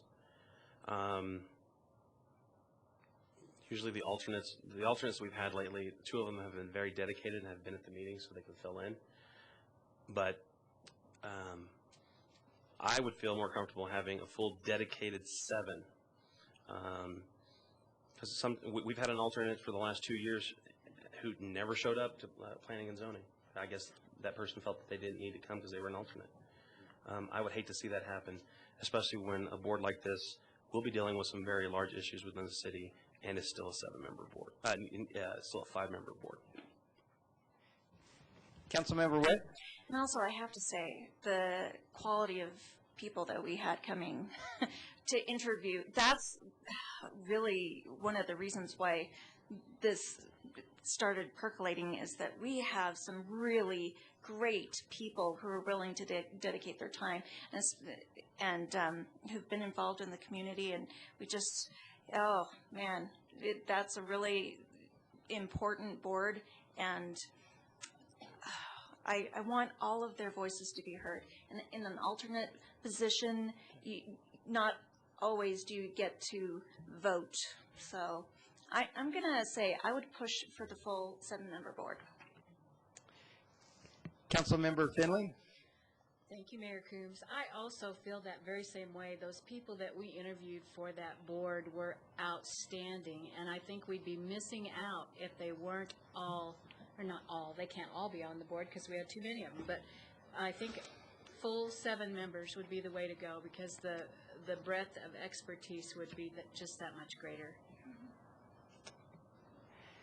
I guess I agree with both Councilmember Witt and Finley. So any more discussion? Let's vote.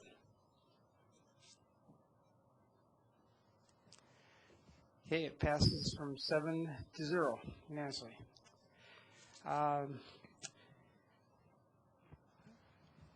Councilmember Levison. Just want to remind everybody that we've got festivities in town, wonderful festivities beginning Friday evening, and the parade on Saturday. And I saw the memo that we need to be in line by 3:45 in the afternoon, and decorating on Friday morning, which will be so exciting. And I hope everybody can make it and participate. And it's going to be a great weekend. I hope everybody comes out and spends money downtown in addition to walking the streets. And remind people of the meeting tomorrow evening on the presentation on oil and gas basic information for the citizen boards. Okay. I guess I want to bring something up now. I think that we should do a really good due diligence on this oil and gas. It's a pretty important issue, and I know a lot of stuff is coming at us, like a steamroller, and there's a lot of things to consider. And anyway, I would like to make a motion to instruct city staff to draft an ordinance to place a 6-month moratorium on gas and oil drilling within the city limits, effective December 6, 2011. I just feel that this would give us a little bit of breathing room so that we don't go off half-cocked and just this will allow us to get our ducks in a row. And anyway, that's my motion. Okay, Councilman Smorey. I guess it's kind of premature to put a moratorium on when there's nothing happening and we don't have all the information. What are we stopping? Councilmember Bagley. Thank you, Mayor Coombs. I've told y'all that I play my cards face up. Council's poker. Everybody's always going to know my hand. I've been trying really hard to remain neutral on the issue. Oil and gas companies have pressured me. I'm not pressured, but I'm in contact with them. Our emails are flooded with people who are opponents to the fracking issue. And I'm hesitant, you know, regardless of the motion, Mayor, I'd be hesitant at this point to, I shared the example of when we were hanging Christmas lights. My little boy, who's 7, Jordan, is up there on the roof, or better said, my wife was hanging the Christmas lights. My little boy got scared, and he laid down on the roof, and he started to cry. And he thought he had 2 options, stay on the roof forever or fall off. And so my wife encouraged him very carefully to make his way over to the ladder, carefully, make sure he doesn't fall off the roof, and climb down. I kind of look at the fracking issue the same way. I don't know what we can do and what we can't do, but I don't want to become entrenched either way. And I know I'm ticking people off on both sides saying this, but I don't want to, until, I'm looking forward to that meeting where Wes Wilson's going to come in. I'm looking forward to asking him questions. I'm looking forward to having the opportunity to hear what he has to say. He asked the question, what can we do to stop it? What can we do to be careful? And so if we plant a stake in the ground right now, before that time, and if you make us vote on the issue, personally, I'm not ready to vote for or against yet. And so I'm almost hesitant to say the Longmont City Charter says I have to vote, and I don't think I'll vote on this just because I'm not willing to make a decision yet because I don't have the info one way or another. So I guess I'm saying I'm not for or against. Councilmember Levison. Before I speak, I guess I second in the motion, so I consider that speaking of, I'm allowed to speak the second time before other people. Is that all right? You know, I think that, Mayor Coombs, what I took your motion to be was simply that we want to draft an ordinance to have a moratorium so that we have a breather on this because there are a lot of issues. We don't know if we have adequate regulations at all to be able to address this. And if you have an application come in and you have no regulation at all, and it appears that we might need some regulation, at least to clarify what we would require people to do, we have no time to do those regulations or consider it without something on the table that's already under a different process that we can't grandfather in, so we could actually maybe be disabling the city in the future by having one operator come in and have an approval, and then there could be regulations written or clarifications or updates to the code, and everybody else might end up feeling that that's unfair, that they should have been grandfathered under an old regulation. So I think that this environment is changing rapidly. At the Colorado Municipal League policy meeting on Thursday, there is going to be a presentation by Anadarko, oil and gas company, and so we'll all be hearing more about that. However, I know other cities have taken this action, Colorado Springs most recently, and I believe that it might be a very wise thing for us to do. So we're not saying to close the door at all, but simply to say we want to take a really deep breath before we climb down the ladder. We want to make sure we hit our foot on that first rung. Councilmember Bagley. Thank you, Mayor Coombs.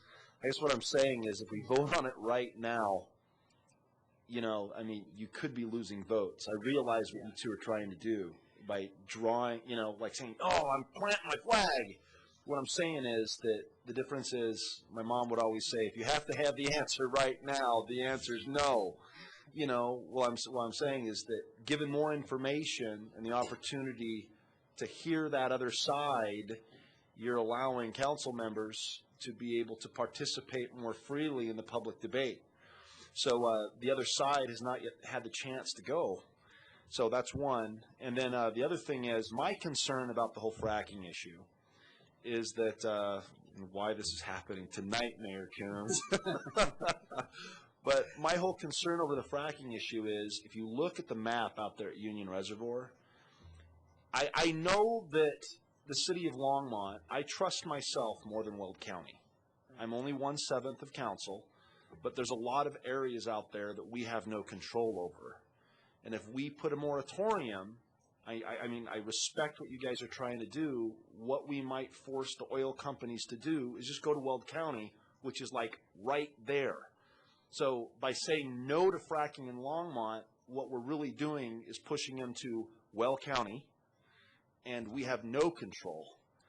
And so right now we're laying on the roof trying to figure out how to get to the ladder.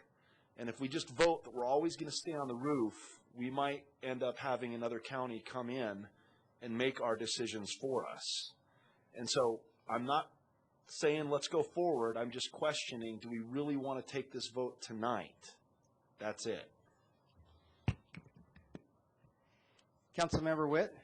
First of all, I feel really left out because no oil and gas companies called me. So I guess that just shows where I rate. But hindsight is always 20/20. We got into a lot of trouble with dispensaries here in town because we didn't put a moratorium in so that we could fully look at the issue, and then we had a very uncomfortable process reeling back in. I'm just saying that when you're dealing with complex issues, sometimes it is better to forestall. But I get your point about we're not going to stop any drilling because it'll still happen. It'll just be outside of our control. So, but keep in mind that since there's nothing specific in front of us right now, it wouldn't be considered as being for or against this company or this process because there's nothing specific in front of us, and it would give us some breathing room. But I would ask, can you give us a week to think about it? That's what I want. Councilmember Samori. Thank you, Mayor Coombs. Well, I guess I thought when we gave direction to have the various boards and commissions come and listen to the presentation tomorrow night was that so they could get informed and then make a recommendation to us as to which way they'd like us to go. And we're preempting that by putting this in front of us tonight. So are we saying we know better than they do? No. I guess my thought was, I'm not preempting anything. The original idea was just to give us the ability to look at all the environmental regulations that we could. What I was worried about is if someone came in like tomorrow and put in an application to set up an oil drilling. But after listening to everybody's input tonight, I'm willing to withdraw my motion at this point and wait until we've had more input from the super committee or the super duper committee. So, I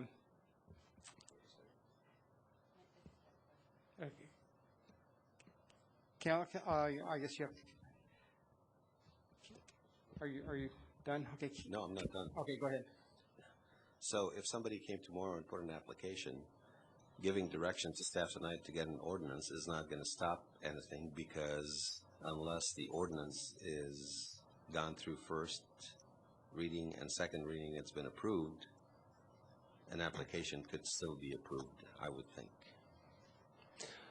Mayor, if I remember correctly, when we were asked to bring forward an ordinance for a moratorium on dispensaries, you gave us or the council gave us a specific date, and it was a date that was at the time that we were given direction, and we've processed that, and it meant that we would not receive any applications from that point forward. So if this motion is approved, then we would take it that the ordinance would say that as of December 6th, we would not receive or process any applications regarding oil and gas drilling on City of Longmont property.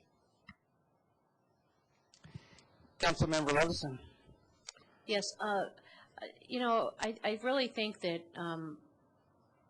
I don't know what the expectation is coming out of the meeting tomorrow evening.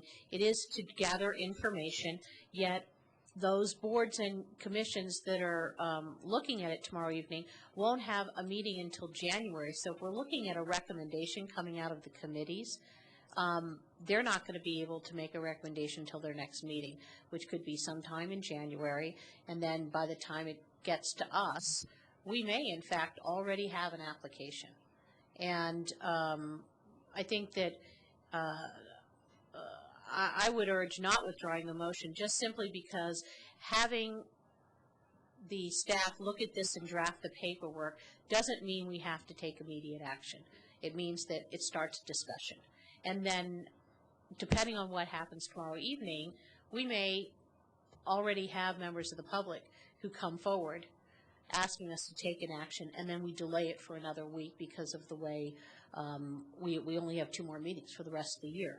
And then our first regular meeting would be then January 3rd would be the first time we could take up an action. Mayor, at this point, it would be January 10th. January 10th. So taking no action even to direct staff to start drafting something this evening essentially pushes everything back till maybe January 10th. Just looking at that calendar recommendation, I think that it still might be prudent to move forward with, seeing what a moratorium would look like and the components. Otherwise, we have no option. Councilmember Bagley. Thank you, Mayor Coombs.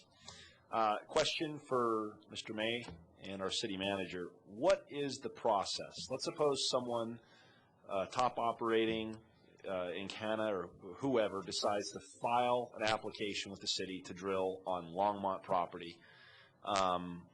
What does that mean? Does that mean it's like touching home plate that city council can no longer put a moratorium on? Does it mean that, so what are the legal implications there? Mayor and Councilmember Bagley, I'm not sure what they are, and I'm not sure it would be wise to go on the record stating what the position is right now without having looking at this issue further. Mayor, I would just add, if we receive an application, then unless something else happens to keep us from moving forward, staff would then review that application using our existing regulations, and they would go through the process. And then that would be planning and zoning? And then? It would be staff review, then planning, zoning, and then ultimately maybe to the city council. Maybe. So it's not a sure thing that would come through us.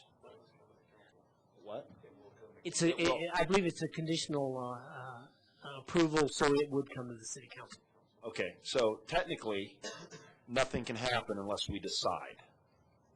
Well, Mayor, I think that that would not be the case, because unless you would find some reason in your regulations that exist now to say no, you would probably be hard pressed to just arbitrarily and capriciously decide that you were going to say no if it met your criteria. I'm talking about the moratorium. When I say no, I mean not like arbitrarily and capriciously say, no, we don't like you. No, I'm talking about, is it too late for the moratorium? Then we've got to go back to the attorney to answer. Your answer is the same, I imagine, Mr. May. Okay. Councilmember Samori. Thank you, Mayor Coombs. Okay, maybe my understanding was different. I thought that they have to submit their application to the state organization, and if it got approved by the state organization, there isn't much that, as a city, we could do.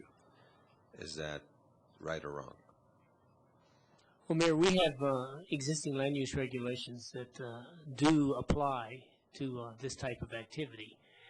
It's probably the question right now is that they're fairly old and they have not been updated even to address some of the more recent Colorado Oil and Gas Conservation Commission's regulations, and so they're not up to date as they could be.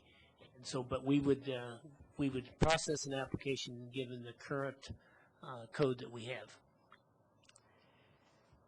Councilmember Finley. Thank you, Mayor Coombs. So when an application comes before us, we can't then say, okay, we'll approve this if you do this and this and this to mitigate anything we may be uncomfortable with. There are things that could be recommended in a conditional permit approval, and so I would want to say you just can't do anything. I'm just saying that you have in your code a set of criteria by which all applications are to be reviewed, and that's kind of the governing document and guidance that you do need to use. Councilmember Bagley. Thank you, Mayor Coombs. So you said a few things that worried me. You said, no, worried in the sense of like generally speaking. You didn't tick me off, city manager. What worried me is you said that the ordinances are fairly old, and so part of the question I've had around this issue are what are the ordinances? What can we and what can we not do as a city to make sure that any type of drilling is done cleanly, safely, and quietly? And so my concern when you use the word old is, does it take into account new technologies? And I would kind of like to know what those ordinances are, how they should be changed before we do allow anything. And Mayor, that information is scheduled to come back to you on the 20th.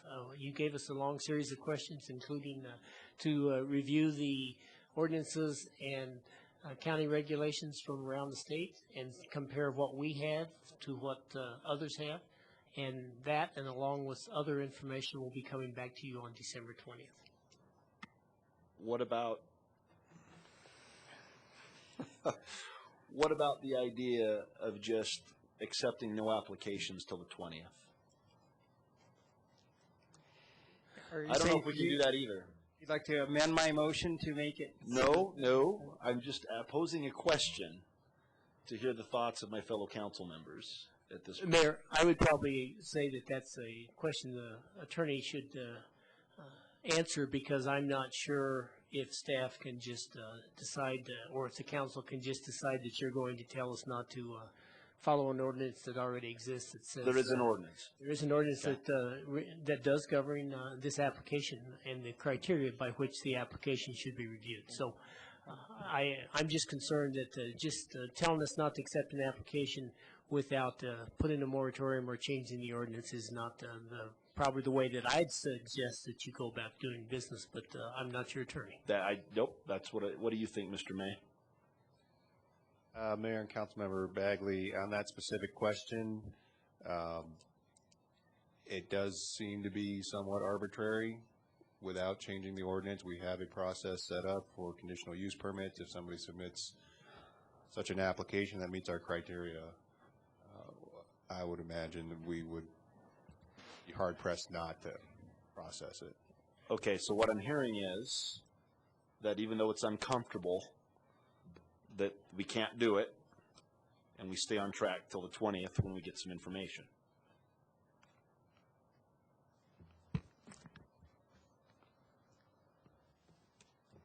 Councilmember Samori. Thank you, Mayor Coombs. I guess two questions. If someone were to put an application or submit an application in tomorrow, how long does it take through the process before it's either accepted or denied? And second question is, how quickly can we adopt the state regulations that exist currently? Well, specifically, the review process will depend on how much information we need to review, and so I can't specifically say how long it's going to take, whether it's going to be a couple of weeks or 3 weeks or whatever. But then the process of getting it to the P&Z and then onto the council would take probably several weeks.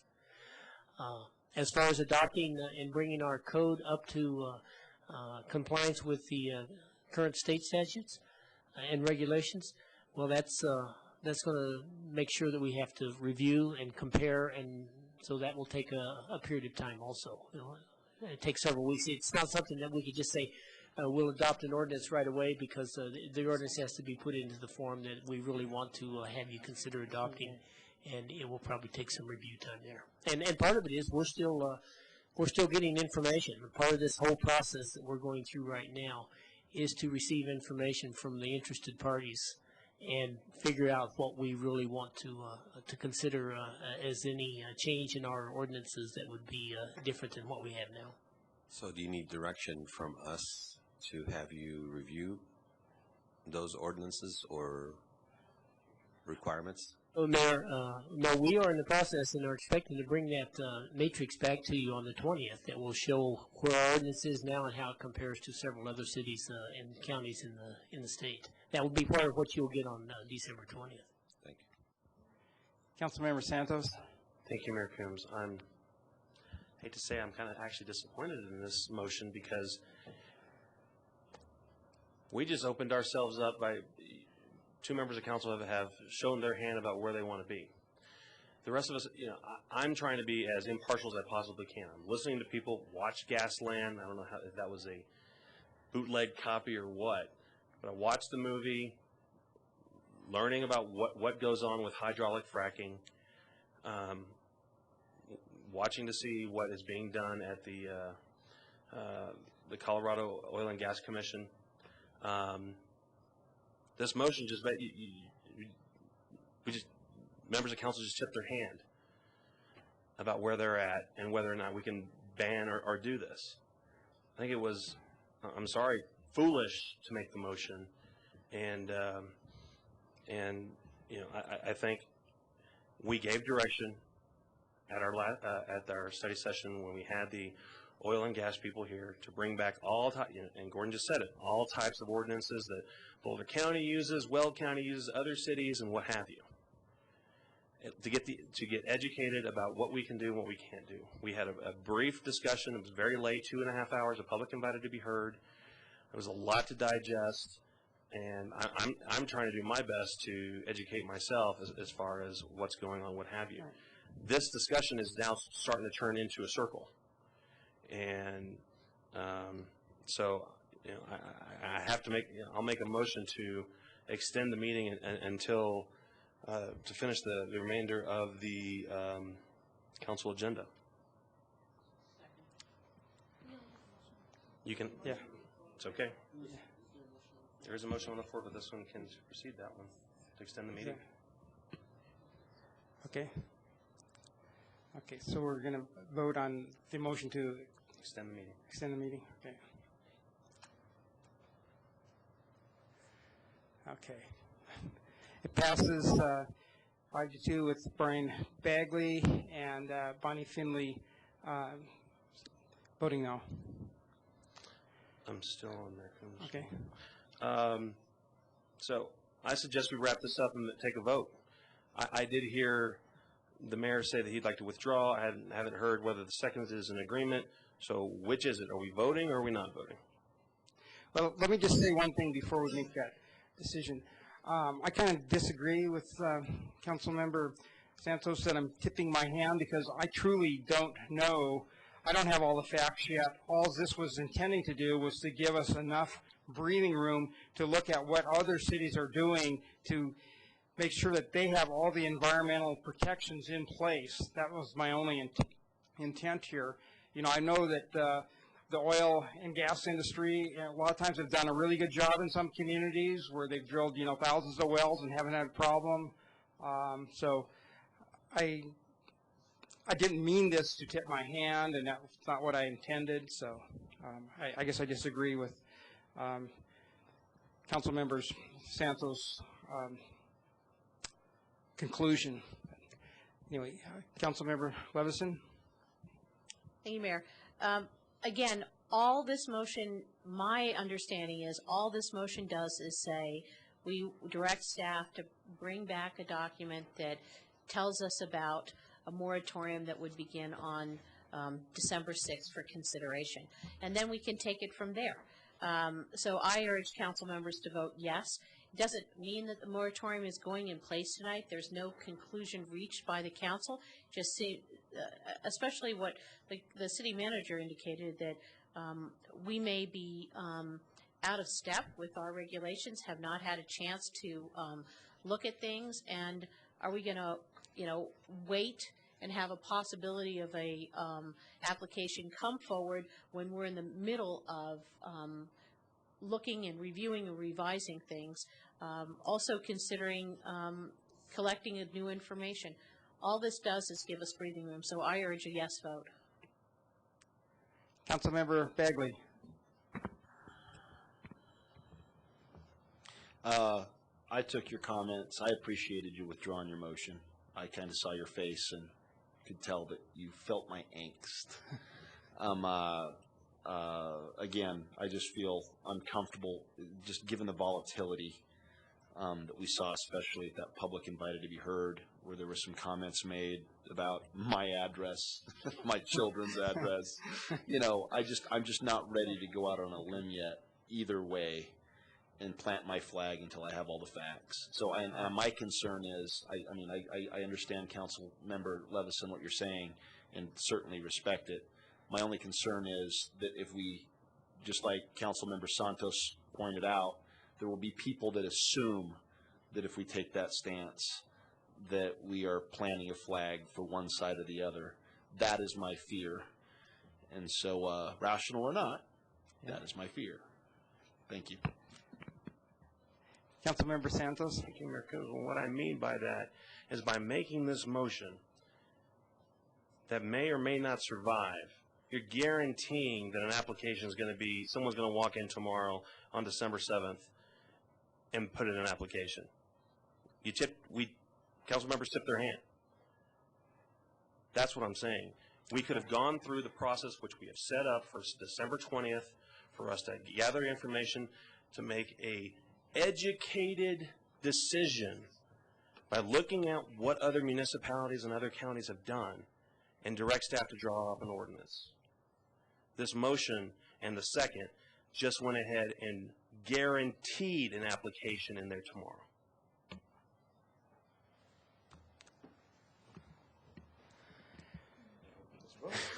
Is there a motion or is there a motion?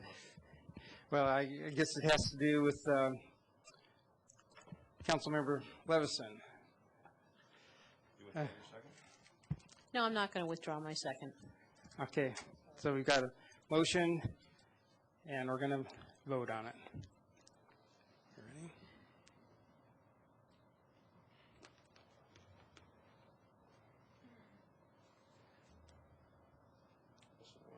Yeah. Melson's, the motion fails. Okay, excuse me.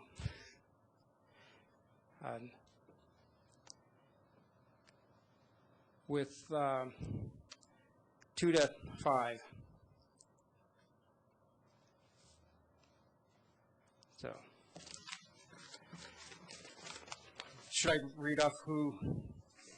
I believe that's the normal way that we do it. Is well, the screen's kind of filled up, so I can't really see. It looks like Brian Bagley, Steen, Gabe Santos, Katie Witt, Bonnie Finley, and Alex Amori. Well, Councilmember Bagley. I voted no, but I would have abstained Yeah, excuse me. if it wouldn't have caused a big stink. Right, yeah. But I want to reiterate that at least 1/7 of council, speaking only for myself, I have not made a decision, pro or against. I have not, nothing.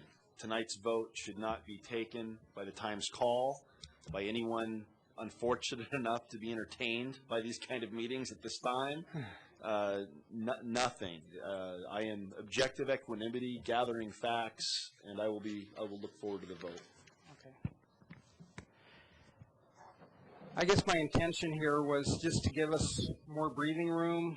I probably should have polled my council members independently for this a little bit more. So anyway, I'm not a politician. I obviously make mistakes and going to move forward. So, city manager's remarks. Mayor, two things. We normally would provide the council their packets for the 13th tonight. We had a snafu with our copying machine, and so therefore they will be delivered to you tomorrow before noon. And second, we were exploring whether or not your open forum would be on the 10th or 17th of January. And if we take it on the 17th, have an open forum that would normally be a study session, then all we do is change that study session to an open forum, and you do not need to make changes in your other regular meetings for January. And we believe that would best serve everybody if the council thinks that that serves their purposes. Okay. Okay, I guess we agree with you. So do you want us to officially vote on that? Mayor, that's the direction, and then we'll bring back, I believe we have to bring back an action for you to actually vacate that study session and turn it into an open forum. So you'll see that on your agenda coming up soon. Thank you. City Attorney, any comments? No comments, Mayor. Adjourned.